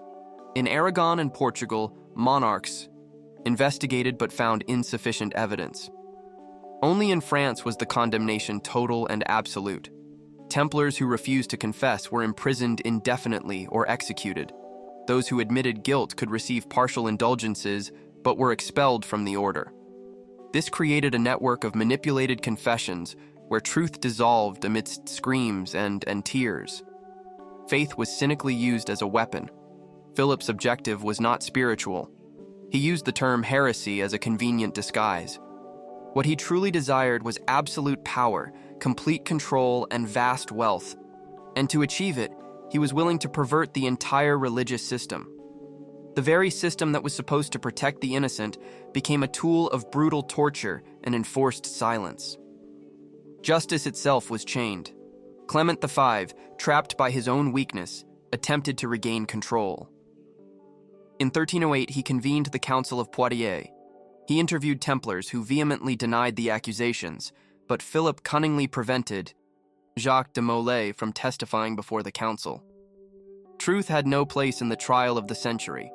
The trial records reveal blatant contradictions. Templars who initially confessed later retracted. Accusations were made without witnesses. Supposed idols were never found. Hierarchical logic was replaced by the cold, brutal logic of fear. The tribunal sought not to clarify, but to confirm a predetermined sentence. The Vatican was ultimately forced to issue the bull Pastoralis Preeminentiae, ordering the arrest of all Templars worldwide. But many countries applied it with strong reservations. They simply did not believe the accusations. France, however, had already crossed the point of no return. Heresy transformed into an instrument of state policy. Jacques de Molay, isolated, watched what he had built crumble around him. He knew his innocence would not save him, but he would not yield to lies. In every declaration, he reaffirmed his profound faith in Christ and the order. He rejected Baphomet, denied the blasphemous rites. His voice was weak but unshakable. The few Templars who remained free were socially persecuted. They were forbidden from holding office, carrying weapons, or entering monasteries. The word Templar transformed from a symbol of honor into a synonym for betrayal. Philip had managed to invert the meaning of history, but he could not erase memory itself. The chapter of the Templar accusations remains one of the darkest pages of the Middle Ages. An era where dogma was brutally manipulated by the crown, and the silence of the innocent was worth less than the tortured scream. Truth was crucified, and heresy became a convenient excuse to annihilate those who hindered the relentless march of power. Chapter 11. The Grand Master's final defiance. Jacques de Molay, though imprisoned and physically weakened, steadfastly kept his Templar spirit utterly intact. He knew a definitive final decision was swiftly approaching. It was not merely about his own life, but the sacred honor of the entire order. Every breath he took carried the profound weight of centuries of legacy. The pressure upon him was immense. Philip IV relentlessly demanded a public confession. Rome wavered, and the common people murmured with uncertainty. Molay faced an agonizing choice: retract his faith and save his life, or stand firm and face ultimate martyrdom. The Grand Master understood that this singular moment would irrevocably define history. In March 1314, a final public appearance was meticulously arranged. Molay was led forth in chains, his face gaunt from suffering, but defiantly resolute. Beside him was Geoffroy de Charnay, another fiercely loyal Templar. Both knew this was not a fair trial, but a grotesque political spectacle. The fabricated charges were read aloud before an expectant crowd. It was widely anticipated that Molay would accept his guilt, thereby smoothly closing the grim cycle that had begun years ago. The authorities stood ready to proclaim the king's triumphant justice, but Molay, unexpectedly, raised his voice. With unwavering firmness, he declared that all his previous confessions had been cruelly extracted under brutal torture. He asserted, with a voice that echoed across the square, that the order was innocent of heresy, of idolatry, and of all corruption. His voice, though aged, resonated like a sword piercing the very air. The crowd fell into absolute, stunned silence. His act defied both the mighty king and the wavering pope. The defiance was not just verbal, it was a profound moral and spiritual act. Molay chose ultimate sacrifice over insidious lies. The sheer courage of his words astonished even his enemies. No one had expected such bravery after so much torment. Philip stood stunned by the unexpected scene. His face betrayed a mixture of fury and deep discomfort. He had utterly lost control of the script. What should have been a meek surrender transformed into an eternal, unshakable testimony. Molay's words utterly demolished the narrative so carefully constructed by the crown. The king could not allow that devastating public declaration to circulate. He immediately ordered the swift execution of Molay and de Charnay without even consulting the Pope. The sheer urgency of his command revealed deep fear, not justice. The Grand Master's defiance had mortally wounded the very heart of Philip's power. The time for the sword was over. The pyre was swiftly prepared on the Îlot Juif in the very heart of Paris. Thousands of people gathered, drawn by the grim rumor of the execution. Some came out of morbid curiosity, others out of profound devotion. Many, unknowingly, would witness an act of eternal dignity. Molay was tied to the stake without a single tremor. His eyes gazed heavenward with profound serenity. He asked for no pardon, nor did he cry for mercy. He only asked that his soul be given to God. His lips murmured prayers as the flames began to consume the damp wood. Geoffroy de Charnay accompanied him, praying fervently. Both shared a holy death, not a defeat. The crowd watched in stunned silence. That fire burned not only their bodies, but the insidious lies surrounding the entire process. The scene was forever etched into Paris's collective memory. Before the smoke completely enveloped him, Molay uttered a final, powerful curse. With a strong, clear voice, he invoked divine justice against the king and the pope. He declared that both would follow him, before God within a year. His words were not ignored, but profoundly feared. The execution, far from silencing history, ignited it anew. Many began to doubt the official narrative. Molay's courage blossomed into legend. He was a knight who chose truth in the face of death. Faith burned brighter than the pyre's flames.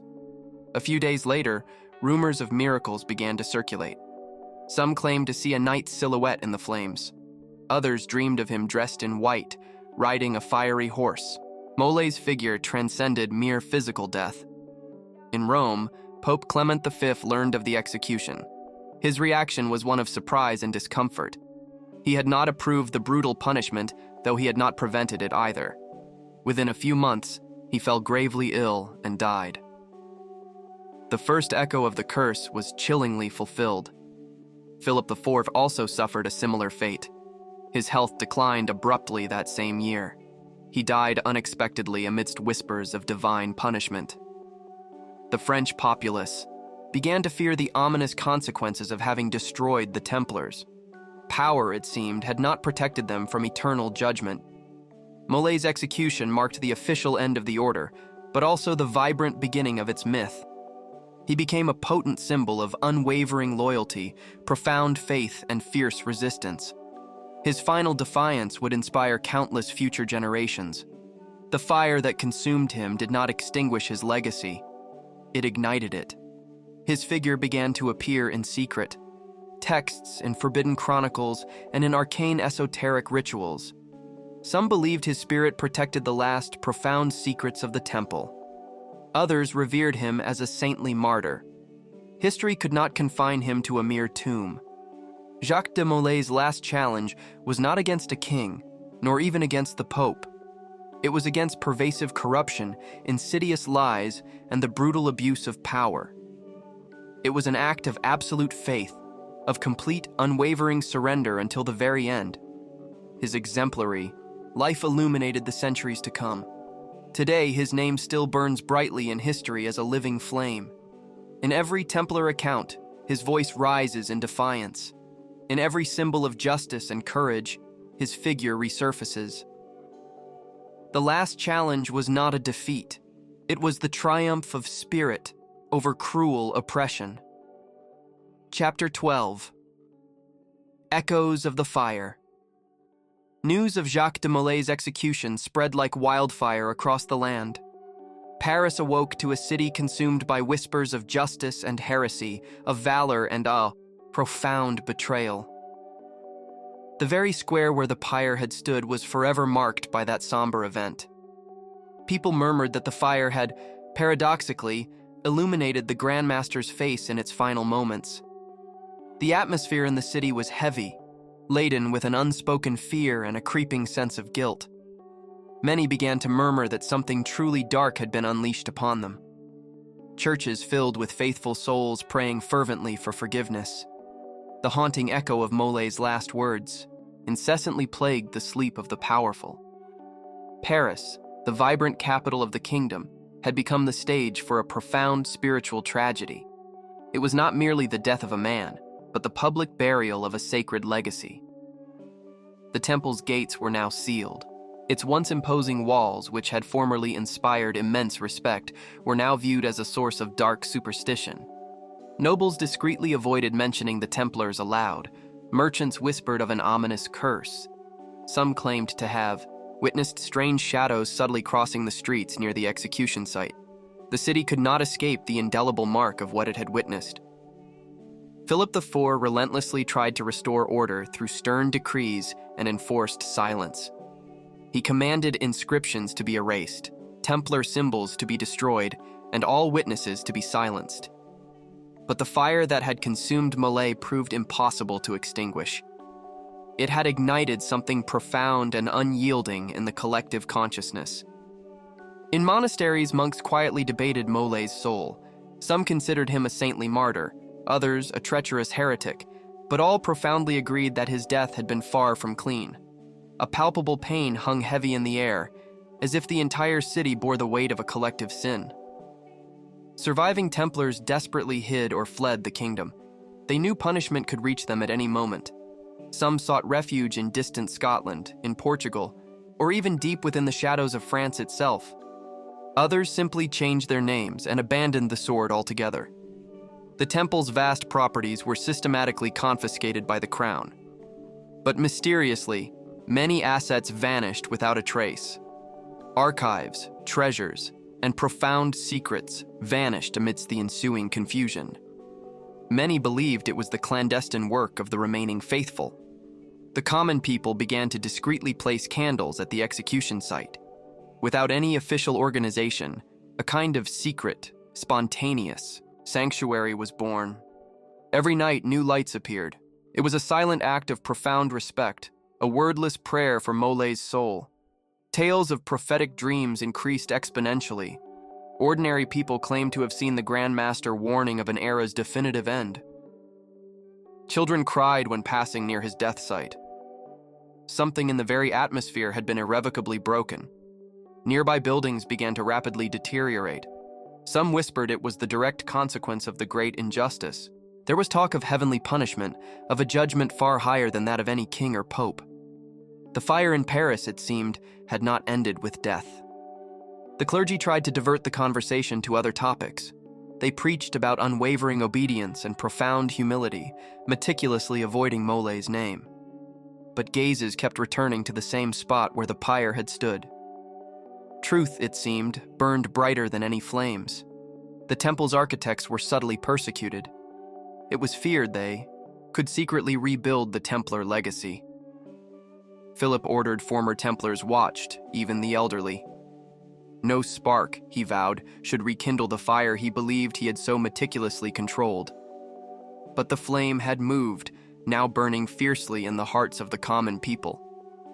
Mole became an enduring symbol of bravery. His name was scrawled on alley walls. Future generations would forever remember that fire as the true beginning of something new. Abroad, neighboring kingdoms watched cautiously. Some condemned the act, others celebrated it in silent satisfaction.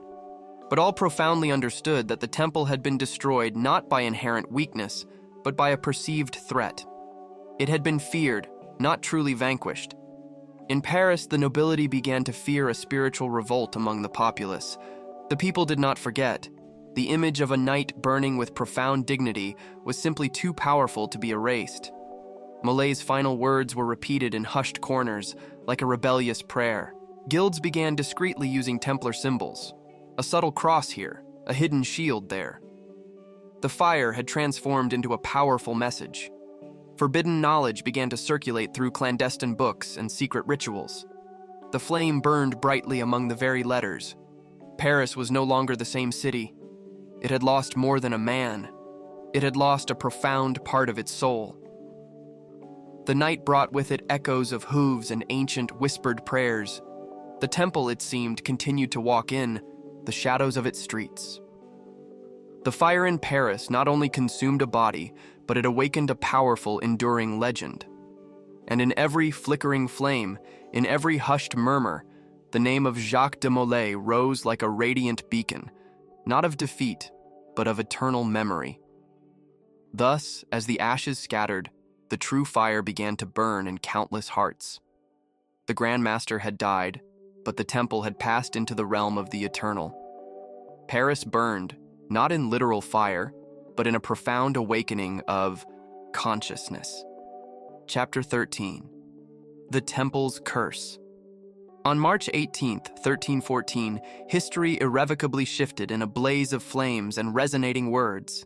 Jacques de Molay, moments before succumbing, raised his voice from the pyre. With solemnity and unwavering firmness, he cast a burning prophecy. He summoned Philip IV and Pope Clement V to the ultimate divine tribunal. Molay did not scream, did not beg, did not break. His face, blackened by smoke, maintained the profound dignity of a true knight. Amidst the crackling of the wood, he declared that within less than a year, both the king and the pope would meet their ultimate demise. His words pierced the square like ignited daggers. Many thought them merely the final deliriums of a dying man. Others felt a shiver run cold down their spines. Authorities desperately tried to downplay the scene, but witnesses guarded the moment with reverent, profound fear. Weeks later, Pope Clement V fell gravely ill. Pain consumed him without apparent cause. In Vienne, surrounded by helpless doctors, he exhaled his last breath. His lips murmured prayers, but he found no peace. Philip IV also began to show signs of a rapid decline. The king, once robust and decisive, rapidly lost energy. Physical ailments, tormenting nightmares, and a pervasive sense of distrust surrounded him. His mind seemed burdened by an invisible, crushing weight. On November 29th of the same year, Philip died unexpectedly. His horse violently threw him during a hunt, and he never recovered. His fall was as sudden as it was profoundly mysterious. The kingdom shuddered, remembering Molay's ominous words. The prophecy had been fulfilled with chilling, precise accuracy. Many began to speak openly of a curse. It was not just a coincidence, they thought, but undeniable divine justice. The fire, it seemed, had unleashed eternal judgment. Philip's sons also did not escape this grim retribution. Louis XVI, the quarreler, died young and under suspicious circumstances. Philip V and Charles IV also met tragically truncated fates. The Capetian dynasty ended with them, precisely as Molay had predicted. People began to whisper about the cursed king. The Capetian lineage became synonymous with profound tragedy. Every single death was perceived as a direct consequence of a sacred crime. The French crown carried an inescapable shadow. Later popes meticulously avoided discussing the case. The Vatican sealed all related documents for centuries. Secret archives concerning the Templar trial remained locked away, hidden. The fear of undeniable truth weighed heavily on the Church. The Templars had vanished, but their story burned fiercely in the collective imagination. Every monarch who ascended the throne looked back nervously. The specter of Molay remained ever present in political decisions, a silent, chilling warning in every hall of power. In France, many places where Templar strongholds once stood were abandoned. It was whispered that they brought bad luck or awakened restless spirits. Religious orders actively avoided occupying those spaces. The energy there was deemed too dense, too unsettling. Peasants recounted stories of mysterious lights and haunting ruins. Some claimed to see faceless riders crossing the fields at night. The old folk murmured they were the Templars, marching in relentless vengeance. The curse had transformed into enduring legend. Even within the European nobility, the Templars were spoken of with fearful respect. No one wished to bear the moral weight of such a monumental betrayal. Molay's execution was widely seen as an irreparable, tragic mistake. Repentance, it seemed, hovered over generations. During the subsequent centuries, clandestine secret societies emerged. Many boldly claimed a direct connection with the original temple. They asserted they protected its legacy, its profound wisdom, its spiritual treasure. For some, the curse itself was a sacred pact. Forbidden books meticulously described arcane rituals of atonement. Some nobles desperately tried to clear their family names. Others sought ancient Templar manuscripts for a sense of protection. Knowledge, they believed, was power, and also, ultimately, redemption. Medieval literature openly incorporated the curse in verses and chronicles. Troubadours sang sorrowfully about the betrayed Grand Master. Their songs were haunting whispers of warning and fervent reverence. Molay himself transformed into a living legend. Over time, the temple's curse ceased to be merely religious. It evolved into a powerful symbol of unwavering resistance against pervasive injustice, against the brutal abuse of power, against insidious betrayal. It became an eternal flame that inspired countless future movements. Molay was not merely an executed man, but a resonant voice that traversed centuries. His curse marked the end of one historical era and the definitive beginning of another. History itself judged him differently from his executioners. In the people's collective memory, he remained forever the just one. And so, while the names of kings faded into dust, Jacques de Molay lived on vibrantly in books, in the haunting silence of abandoned temples, and in the nocturnal legends. The temple's curse was the justice that history, in its long arc, could not deny. Chapter 14. Fire in Paris. News of Jacques de Molay's execution spread like wildfire. Paris awoke to a city consumed by whispers of justice and heresy, of profound valor and insidious betrayal. The very square where the pyre had stood was forever marked by that somber event. People commented in hushed tones that the fire had, paradoxically, illuminated the Grandmaster's face in his final moments. The atmosphere in the city was heavy, laden with a palpable fear and a creeping sense of collective guilt. Many began to murmur that something truly dark had been unleashed upon them. Churches filled with faithful souls praying fervently for forgiveness. The haunting echo of Mole's last words incessantly plagued the sleep of the powerful.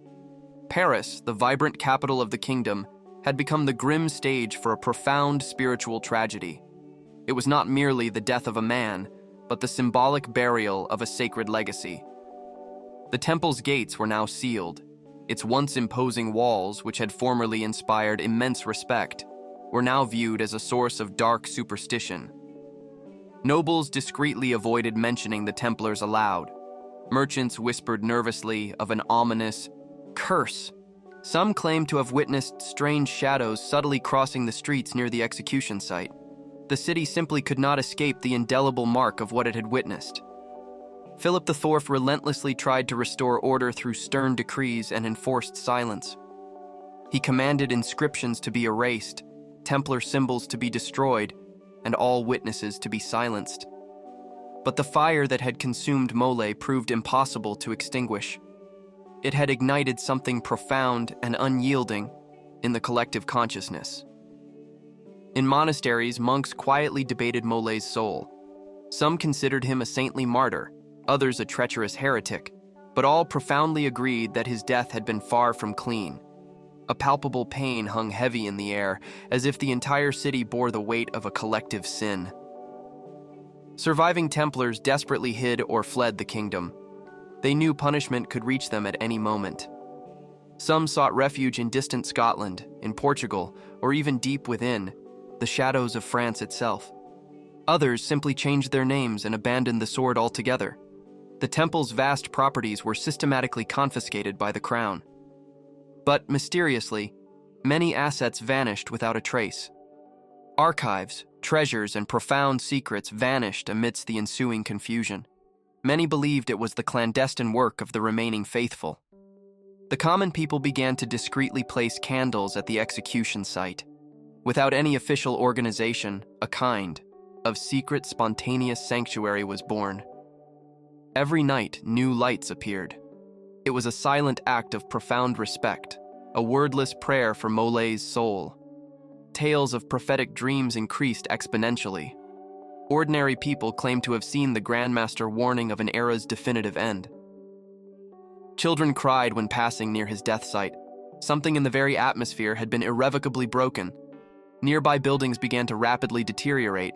Some whispered it was the direct consequence of the great injustice. There was talk of heavenly punishment, of a judgment far higher than that of any king or pope. The fire in Paris, it seemed, had not ended with death. The clergy tried to divert the conversation to other topics. They preached about unwavering obedience and profound humility, meticulously avoiding Mole's name. But gazes kept returning to the same spot where the pyre had stood. Truth, it seemed, burned brighter than any flames. The temple's architects were subtly persecuted. It was feared they could secretly rebuild the Templar legacy. Philip ordered former Templars watched, even the elderly.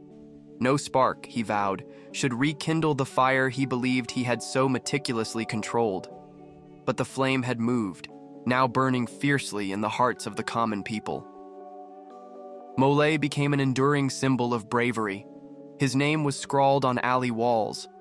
Future generations would forever remember that fire as the true beginning of something new. Abroad, neighboring kingdoms watched cautiously. Some condemned the act. Others celebrated it in silent satisfaction. But all profoundly understood that the temple had been destroyed not by inherent weakness, but by a perceived threat. It had been feared, not truly vanquished. In Paris, the nobility began to fear a spiritual revolt among the populace. The people did not forget. The image of a knight burning with profound dignity was simply too powerful to be erased. Mole's final words were repeated in hushed corners like a rebellious prayer. Guilds began discreetly using Templar symbols. A subtle cross here, a hidden shield there. The fire had transformed into a powerful message. Forbidden knowledge began to circulate through clandestine books and rituals. The flame burned brightly among the very letters. Paris was no longer the same city. It had lost more than a man. It had lost a profound part of its soul. The night brought with it echoes of hooves and ancient whispered prayers. The temple, it seemed, continued to walk in the shadows of its streets. The fire in Paris not only consumed a body, but it awakened a powerful, enduring legend. And in every flickering flame, in every hushed murmur, the name of Jacques de Molay rose like a radiant beacon, not of defeat, but of eternal memory. Thus, as the ashes scattered, the true fire began to burn in countless hearts. The Grand Master had died, but the temple had passed into the realm of the eternal. Paris burned, not in literal fire, but in a profound awakening of consciousness. Chapter 15, The Temple's Curse. On March 18, 1314, history irrevocably shifted in a blaze of flames and resonating words. Jacques de Molay, moments before succumbing, raised his voice from the pyre. With solemnity and unwavering firmness, he cast a burning prophecy.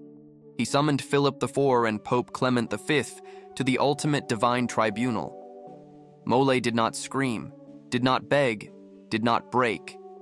His face, blackened by smoke, maintained the profound dignity of a true knight.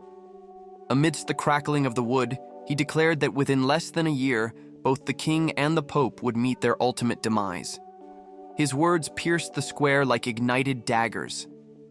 Many thought them merely the final deliriums of a dying man. Others felt a shiver run cold down their spines. Authorities desperately tried to downplay the scene, but witnesses guarded the moment with reverent, profound fear. Weeks later, Pope Clement V fell gravely ill. Pain consumed him without apparent cause. In Vienne, surrounded by helpless doctors, he exhaled his last breath. His lips murmured prayers, but he found no peace. Philip IV also began to show signs of a rapid decline. The king, once robust and decisive, rapidly lost energy. Physical ailments, tormenting nightmares, and a pervasive sense of distrust surrounded him. His mind seemed burdened by an invisible, crushing weight. On November 29th of the same year, Philip died unexpectedly. His horse violently threw him during a hunt, and he never recovered. His fall was as sudden as it was profoundly mysterious. The kingdom shuddered, remembering Molay's ominous words. The prophecy had been fulfilled with chilling, precise accuracy. Many began to speak openly of a curse. It was not just a coincidence, they thought, but undeniable divine justice.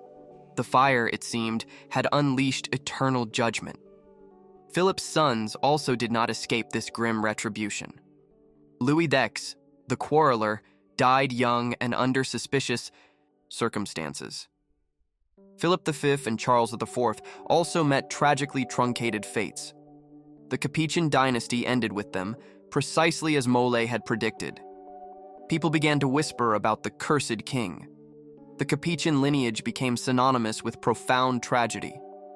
Every single death was perceived as a direct consequence of a sacred crime. The French crown carried an inescapable shadow. Later popes meticulously avoided discussing the case. The Vatican sealed all related documents for centuries. Secret archives concerning the Templar trial remained locked away, hidden. The fear of undeniable truth weighed heavily on the Church. The Templars had vanished, but their story burned fiercely in the imagination. Every monarch who ascended the throne looked back nervously. The specter of Molay remained ever present in political decisions, a silent, chilling warning in every hall of power. In France, many places where Templar strongholds once stood were abandoned. It was whispered that they brought bad luck or awakened restless spirits. Religious orders actively avoided occupying those spaces. The energy there was deemed too dense, too unsettling. Peasants recounted stories of mysterious lights and haunting ruins. Some claimed to see faceless riders crossing the fields at night. The old folk murmured they were the Templars, marching in relentless vengeance. The curse had transformed into enduring legend. Even within the European nobility, the Templars were spoken of with fearful respect. No, one wanted to bear the moral weight of such a monumental betrayal. Molay's execution was widely seen as an irreparable, tragic mistake. Repentance, it seemed, hovered over generations. During the subsequent centuries, clandestine secret societies emerged. Many boldly claimed a direct connection with the original temple. They asserted they protected its legacy, its profound wisdom, its spiritual treasure. For some, the curse itself was a sacred pact. Forbidden books meticulously described arcane rituals of atonement. Some nobles desperately tried to clear their family names. Others sought ancient Templar manuscripts for a sense of protection. Knowledge, they believed, was power, and also, ultimately, redemption. Medieval literature openly incorporated the curse in verses and chronicles. Troubadours sang sorrowfully about the betrayed Grandmaster. Their songs were haunting whispers of warning and fervent reverence. Molay himself transformed into a living legend. Over time, the temple's curse ceased to be merely religious. It evolved into a powerful symbol of unwavering resistance against pervasive injustice, against the brutal abuse of power, against insidious betrayal. It became an eternal flame that inspired countless future movements. Molay was not merely an executed man, but a resonant voice that traversed centuries. His curse marked the end of one historical era and the definitive beginning of another. History itself judged him differently from his executioners. In the people's collective memory, he remained forever the just one. And so, while the names of kings faded into dust, Jacques de Molay lived on vibrantly in books, in the haunting silence of abandoned temples, and in the nocturnal legends. The temple's curse was the justice that history, in its long arc, could not deny. Chapter 16. Whispers from the Hidden. When the Templars were brutally arrested in 1307, not all secrets were lost to the consuming flames, nor were all profound truths immediately revealed. Some priceless manuscripts, meticulously inscribed with invisible ink and ingeniously hidden within false bottoms, miraculously managed to survive the devastating fire that sought to utterly erase their very existence. These carefully concealed secrets diligently preserved the very essence and true knowledge of the Templars, keeping them far from the grasping reach of their relentless enemies and the prying eyes of the merely curious. Oral transmission, through a select few trusted initiates, allowed certain sacred teachings to remain vibrantly alive for centuries. Thus, although the official order tragically disappeared, its profound wisdom quietly persisted in the deepest shadows, patiently awaiting its eventual rediscovery. The surviving texts whispered of arcane symbols, of secret maps yet undiscovered, and of forgotten rituals that intricately connected the material world with the highest spiritual planes. It was knowledge that defied the relentless march of time and even the bounds of conventional reason, zealously guarded to prevent it from ever falling into the wrong hands. These subtle revelations helped to ensure that, through later clandestine secret societies, the true spirit of the Templars did not entirely perish. The paramount importance of preserving this hidden information transformed into a sacred, binding mission for the few courageous guardians who emerged after the devastating fall. Amidst the pervasive chaos, it is said that invaluable relics and objects of power were cunningly hidden in remote, secluded places, diligently protected by invisible legacies. Some even believe these objects possess an intrinsic force that transcends centuries and can irrevocably alter the destiny of those who are fortunate enough to find them. Legends surrounding these lost treasures meticulously created a veil of profound mystery that captivated both serious scholars and ambitious seekers of power. The mystical aura enveloping these secrets continues to fuel the relentless curiosity of those who yearn to understand the true, complete history of the Templars. The relentless persecutions did not utterly eradicate the Templars, for their unwavering ideals and profound teachings were transmitted in various, often subtle forms. Many of these teachings were cleverly camouflaged within the rituals of other esoteric orders or clandestine societies, thereby keeping the very essence of the Templar spirit vibrantly alive. Clandestine. Transmission thus became the vital tool for ensuring that ancient knowledge was not irrevocably lost in the deepening darkness of history. Thus, the enduring Templar flame survived, burning brightly in the hearts of those who profoundly valued justice, unwavering faith, and the steadfast protection of the sacred. As centuries gracefully passed, historians and archaeologists slowly began to uncover subtle clues about these hidden secrets. Ancient documents, enigmatic symbols carved in enduring stones, and orally transmitted accounts provided invaluable hints, enabling the slow, painstaking reconstruction of their lost history. The relentless quest to discover and decipher these profound secrets transformed into a captivating fascination for countless scholars, intensifying interest in the true, elusive essence of the Templars. Every single discovery, no matter how small, adds a new, crucial piece to the complex puzzle of this ancient history. In addition to the written texts, ancient traditions were preserved that appear to be directly linked to Templar rituals. These traditions, often considered mystical or esoteric, subtly adapted to different cultural contexts, yet they consistently maintained a common, unbreakable thread with the original Templar heritage. Some astute researchers even believe that these traditions continue to live on vibrantly in select groups that still maintain a profound devotion and an enduring secrecy, meticulously hidden under different names and symbolic representations. This intriguing phenomenon suggests that Templar history is far more extensive and intricate than it initially appears. In various European archives, manuscripts with tantalizing marginal notes have been discovered, subtly revealing a clandestine network of communication among dispersed Templars. These documents reflect the quiet existence of a secret structure that remarkably managed to resist the relentless persecutions. Although incomplete, they offer a fleeting glimpse into the profound complexity and hidden depth of the Templar network that quietly endured in profound silence.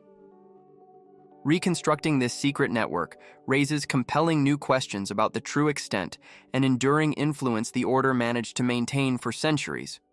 Some captivating accounts mention the quiet existence of anonymous guardians who diligently protected these secrets until modern times.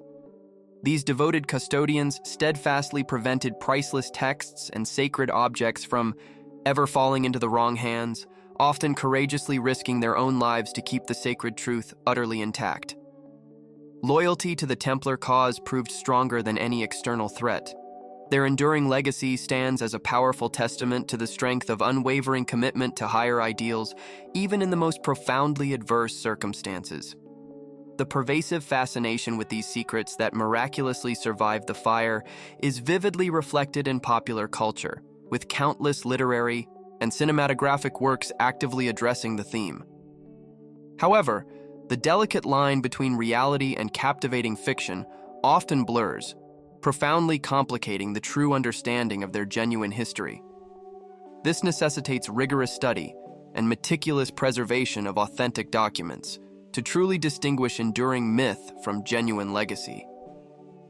The relentless search for truth remains an open, compelling path for all who yearn to discover the complete, intricate history of the Templars. Finally, the secrets that miraculously survived the fire invite us to profoundly reflect on the inherent resilience of historical and spiritual memory in the face of relentless destruction.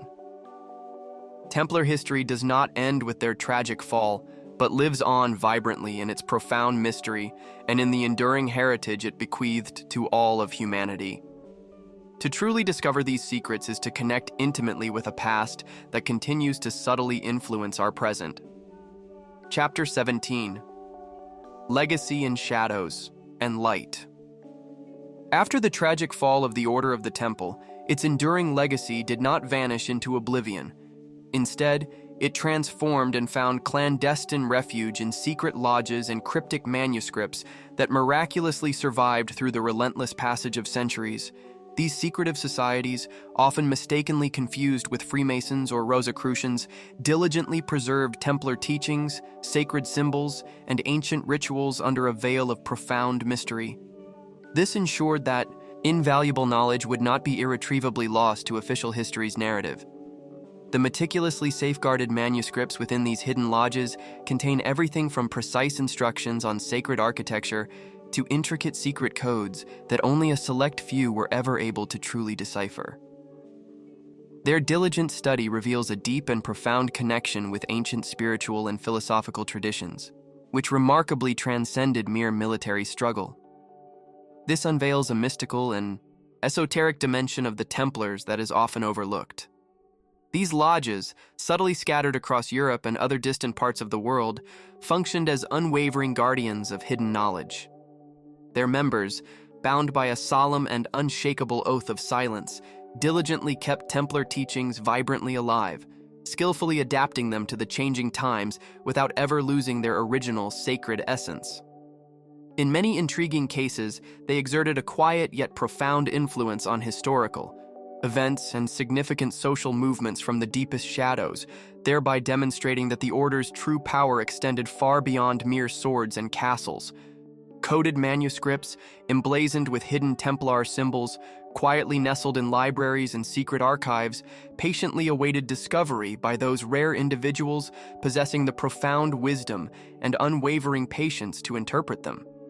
Some of these remarkable documents delve into the intricate study of the inner sanctuary, spiritual alchemy, and the relentless pursuit of divine knowledge through deep introspection and profound meditation. Furthermore, the pervasive influence of these clandestine lodges expanded into the realms of philosophy, science, and even politics, leaving an invisible yet indelible legacy on the very structure of some modern societies.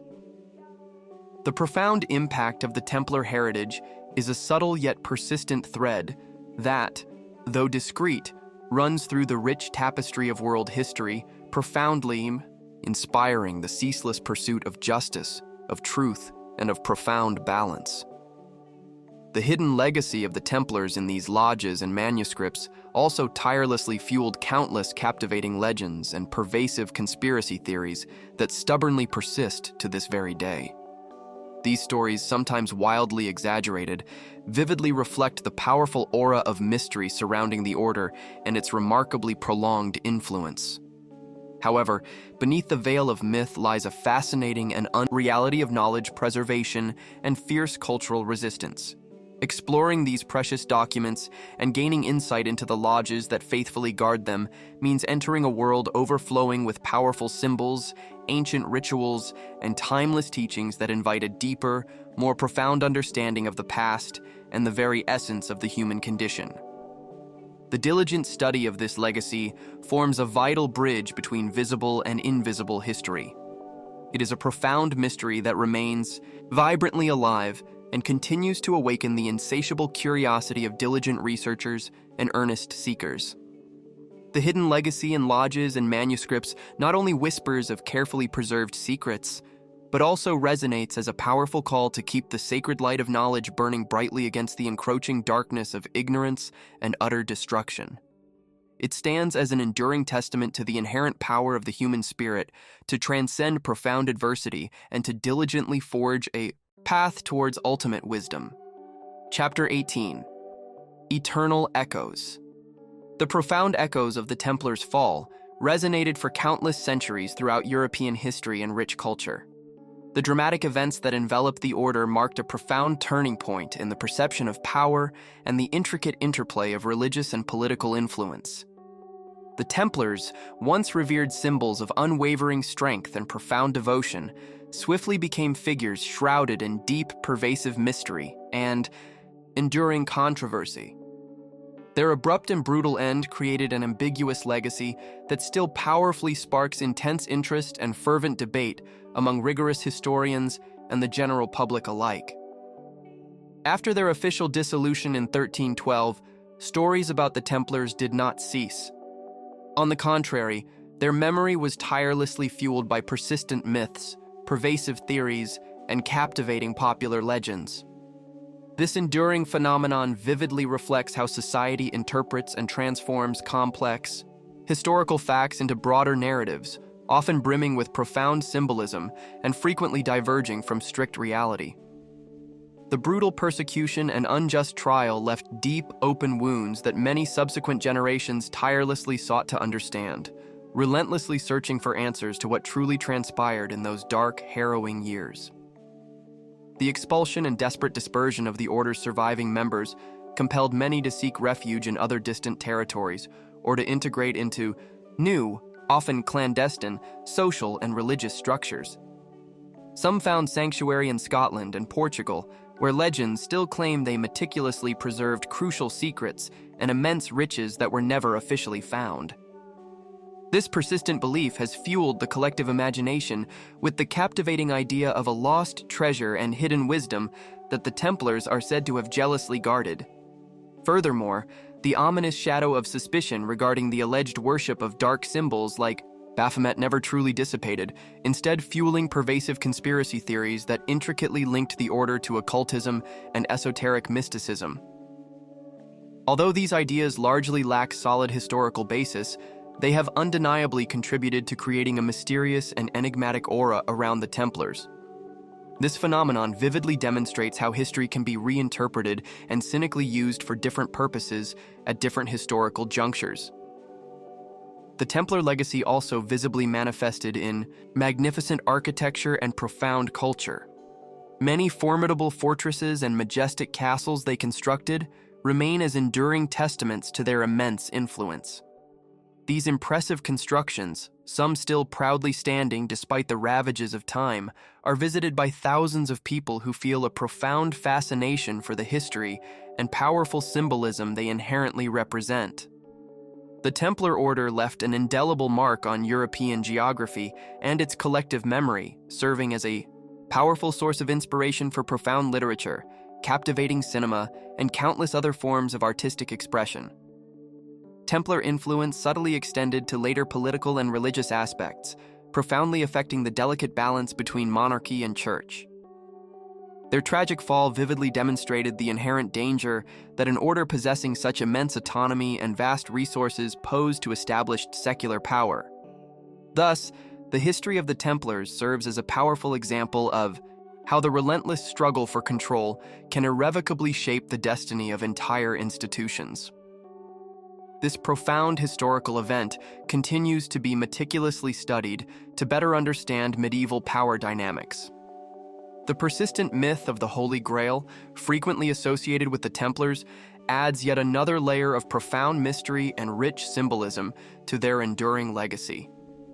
Although there is no concrete historical evidence directly linking them to this legendary object, the popular connection has stubbornly endured in Western culture. This seamless blend of history and captivating legend vividly demonstrates how the Templars were absorbed by the collective imagination as unwavering guardians of transcendental secrets and ancient, forbidden knowledge. Throughout the centuries, numerous societies and clandestine groups have boldly claimed ties to the Templar Order, seeking to legitimize their own beliefs and structures through this tenuous historical connection. This appropriation powerfully demonstrates the symbolic power that the Order still retains, functioning as a powerful symbol of resistance, profound mystery, and hidden power. In this intriguing way, the Templar name lives on far beyond its real historical existence, profoundly influencing modern movements and various esoteric currents. The Templars also inspired a wide range of literary works, from detailed historical novels to captivating fantasy and speculative fiction.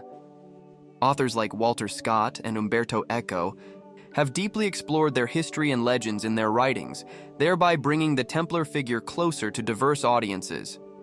This phenomenon contributes to keeping Templar memory vibrantly alive, skillfully adapting it to the sensibilities and pressing concerns of each new era.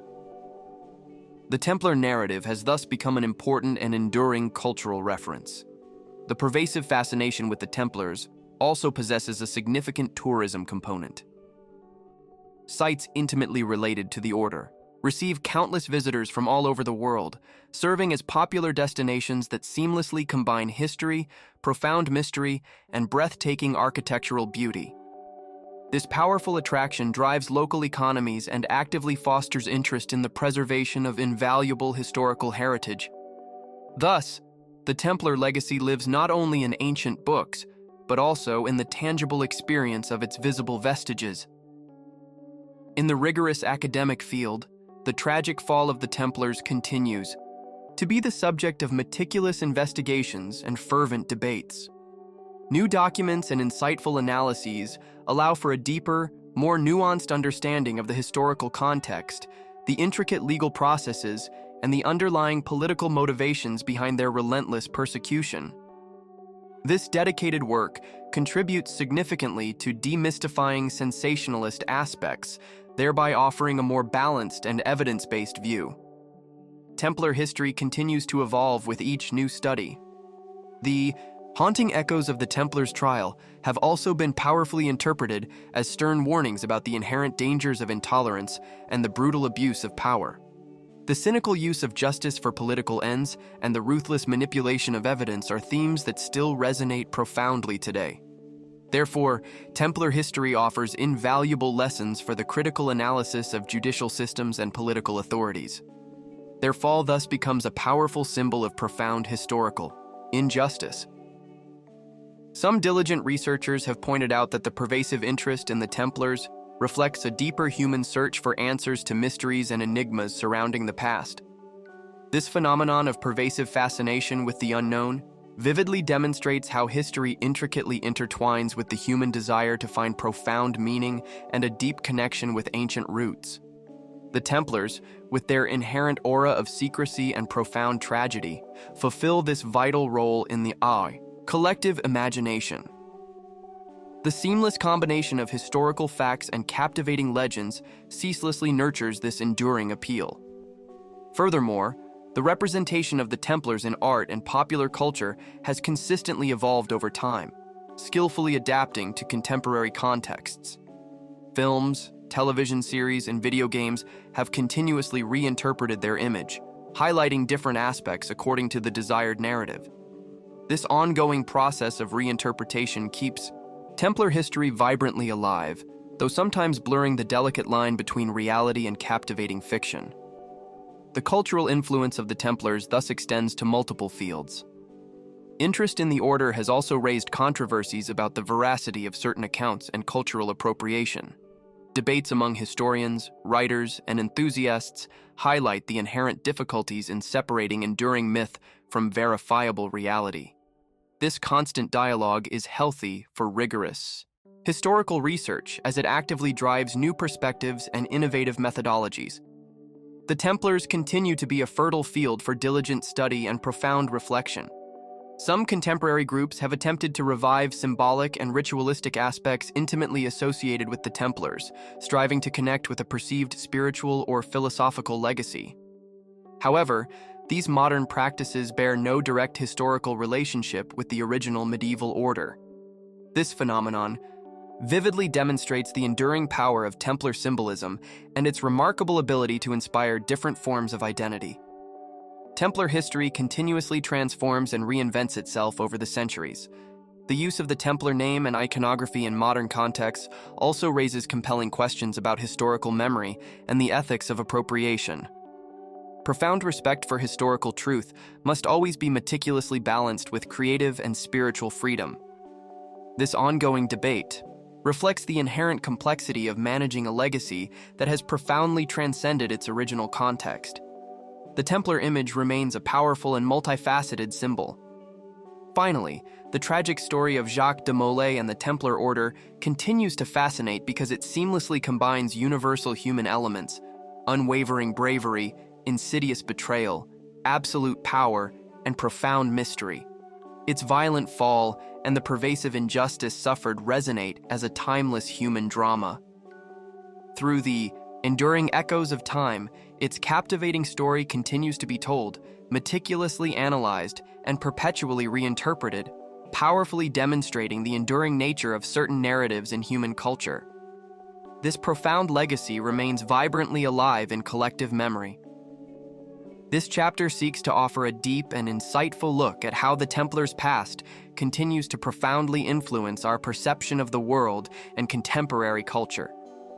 History, it seems, does not end with their tragic fall, but constantly reinvents and skillfully adapts, subtly inviting us to profoundly reflect on the intricate relationship between power, faith, and enduring myth. Thus, the echoes of the Templars endure, forever reminding us of the profound complexity of human history. Chapter 19. The Hidden Echoes of Time. The Knights Templar have left an indelible mark on the annals of history, on the fabric of culture, and deeply within the collective popular imagination.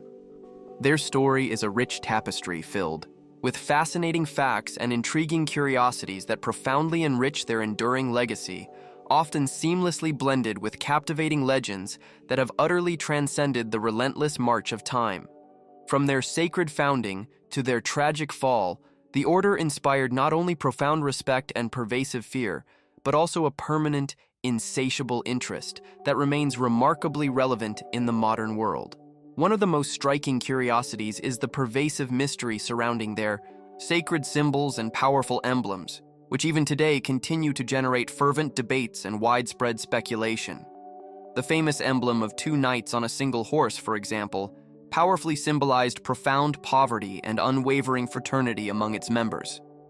This seemingly simple symbol eloquently reflects the deep philosophy of humility and unwavering companionship that guided the order, even as its immense power steadily grew. Another intriguing curiosity lies in the order's vast wealth and extensive possessions, which not only encompassed immense lands and formidable castles, but also meticulously managed an advanced financial system, remarkably sophisticated for its time. The Templars functioned as a kind of proto-bank, diligently guarding the wealth of powerful nobles and influential kings. This burgeoning economic activity was, ironically, one of the primary reasons that generated deep distrust and pervasive envy among their political enemies, thereby tragically accelerating their ultimate downfall. It is also widely rumored that the Templars adopted groundbreaking and highly effective military techniques that allowed them to excel remarkably in the fierce battles of the Holy Land. Their rigorous training and iron discipline transformed them into a feared and deeply respected force on the blood-soaked battlefields. This formidable reputation profoundly contributed to the formation of their legendary image and the unwavering respect they inspired in both their steadfast allies and their formidable adversaries. Templar rituals and ceremonies are also a captivating subject of curiosity, as they seamlessly blended profound religious elements with a strict hierarchy and precise codes of conduct. These sacred rituals powerfully reinforced the Knights' unwavering commitment and their profound sense of divine mission, thereby generating an unshakable sense of belonging among them. Although many intricate details have been tragically lost or remain uncertain, it is widely known that Templar life was exceptionally rigorous and relentlessly demanding. As for their magnificent architecture, the Templars left an impressive and enduring legacy in the form of formidable fortresses, sacred churches, and imposing castles strategically distributed throughout Europe and the Holy Land. These impressive constructions, some still proudly standing against the ravages of time, reveal advanced knowledge in engineering and military defense. Many of these structures are diligently visited today as invaluable historical heritage, showcasing the Order's sheer magnitude and extensive reach. Templar influence also subtly extends to popular culture, where they have been the central protagonists of countless works of captivating fiction, ranging from historical novels and compelling films to immersive video games and vibrant comic books. This widespread dissemination has profoundly contributed to keeping their history vibrantly alive, though sometimes it is subtly distorted or dramatically exaggerated for narrative effect. The pervasive fascination with the Templars remains a global phenomenon, powerfully reflecting their symbolic power and enduring appeal. Among the lesser-known curiosities is the intriguing presence of women associated with the Order, not as knights themselves, but as devoted family members or steadfast protectors. Although Templars were exclusively men, the intricate network of family and social support was absolutely fundamental for their functioning and ultimate survival.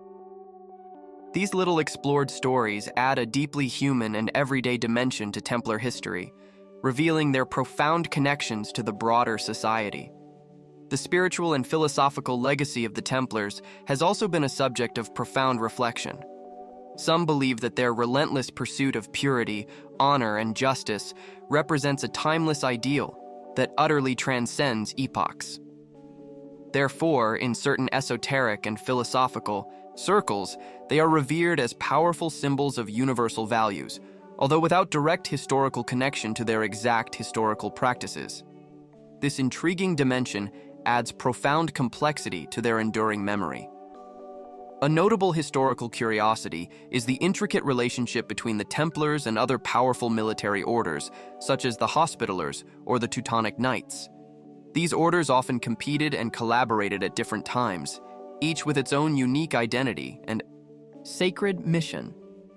The comparative study of these orders allows for a deeper, more nuanced understanding of the political and military context of the Middle Ages, as well as the intricate dynamics of power during that era. The tragic expulsion and official dissolution of the order left behind numerous invaluable documents and records that are now precious sources for rigorous historical research. These texts include harrowing testimonies, meticulous trial minutes, and extensive correspondences that allow for reconstructing events with astonishing detail and precision. Access to these archives has profoundly helped to debunk pervasive myths and clarify many lingering doubts about the true, elusive history of the Templars. Every new discovery adds a fresh piece to the intricate puzzle of this ancient history. Some popular legends persist, suggesting that the Templars guarded profound secrets and sacred relics, such as the legendary Holy Grail or fragments of the True Cross. Although these claims largely lack solid historical evidence, they have tirelessly fueled the imagination of countless generations and profoundly enriched folklore. These captivating stories vividly reflect the innate human desire for mystery and the sacred elements ever present in the Templar narrative. The profound impact of the Templars on the very formation of medieval Europe is undeniable.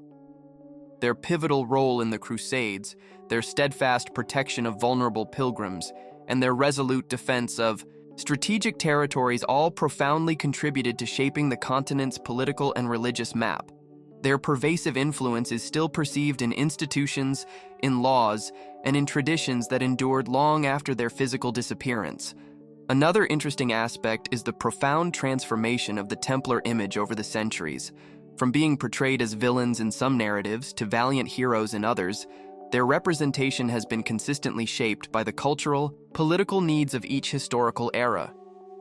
This ongoing phenomenon vividly demonstrates how history can be perpetually reinterpreted and skillfully adapted according to prevailing values and deeply held beliefs. The Templars also profoundly influenced the development of medieval chivalry, establishing rigorous codes of conduct that would later be adopted by other orders and noble houses. The core concepts of honor, unwavering loyalty, and ultimate sacrifice that they promoted became an ethical benchmark for European nobility. This profound moral legacy stands as one of the order's most enduring inheritances. In terms of their unique art and powerful symbology, the Templars left a rich and complex iconography that has been a continuous subject of diligent study and insightful reinterpretation. Crosses, swords, the iconic lamb emblem, and other powerful symbols appear in diverse contexts, eloquently evoking the order's profound mystery and its deep spirituality. This rich symbology continues to inspire artists and scholars alike, thereby keeping Templar memory vibrantly alive. A curious fact is that some surviving Templars actively participated in other new orders or seamlessly integrated into later social and political movements. Their extensive experience and profound knowledge influenced new structures and strategies, thereby indirectly perpetuating the enduring Templar essence. This vividly demonstrates that the order's official dissolution did not signify the total, absolute end of their profound influence. Medieval literature contains numerous fascinating references to the Templars, where they are often portrayed as both noble heroes and cunning antagonists. These literary representations skillfully reflect the inherent ambiguity and profound complexity of their historical figure, which cannot be reduced to a single, simplistic stereotype. The Templar narrative is, in essence, multifaceted, richly nuanced, and deeply meaningful. Academic interest in the Templars remains intensely vibrant and global. Universities, museums, and dedicated research centers tirelessly dedicate their efforts to rigorously and objectively studying their intricate history. This dedicated work has allowed for meticulously separating verifiable facts from pervasive fiction and for providing new, insightful perspectives on their crucial role in medieval history. The Templar Order, it seems, remains a topic of great relevance for both history and culture. Finally, the enduring legacy of the Templars stands as a powerful testament to history's inherent capacity to transcend both eras and cultures. Their captivating story seamlessly combines real, verifiable facts with profound tragedy, lingering mystery, and powerful symbolism, elements that collectively capture universal attention and insatiable human interest. Thus, the Templars remain vibrantly alive in collective memory, subtly inviting us all to ceaselessly explore and profoundly understand a truly fascinating and intricately complex past.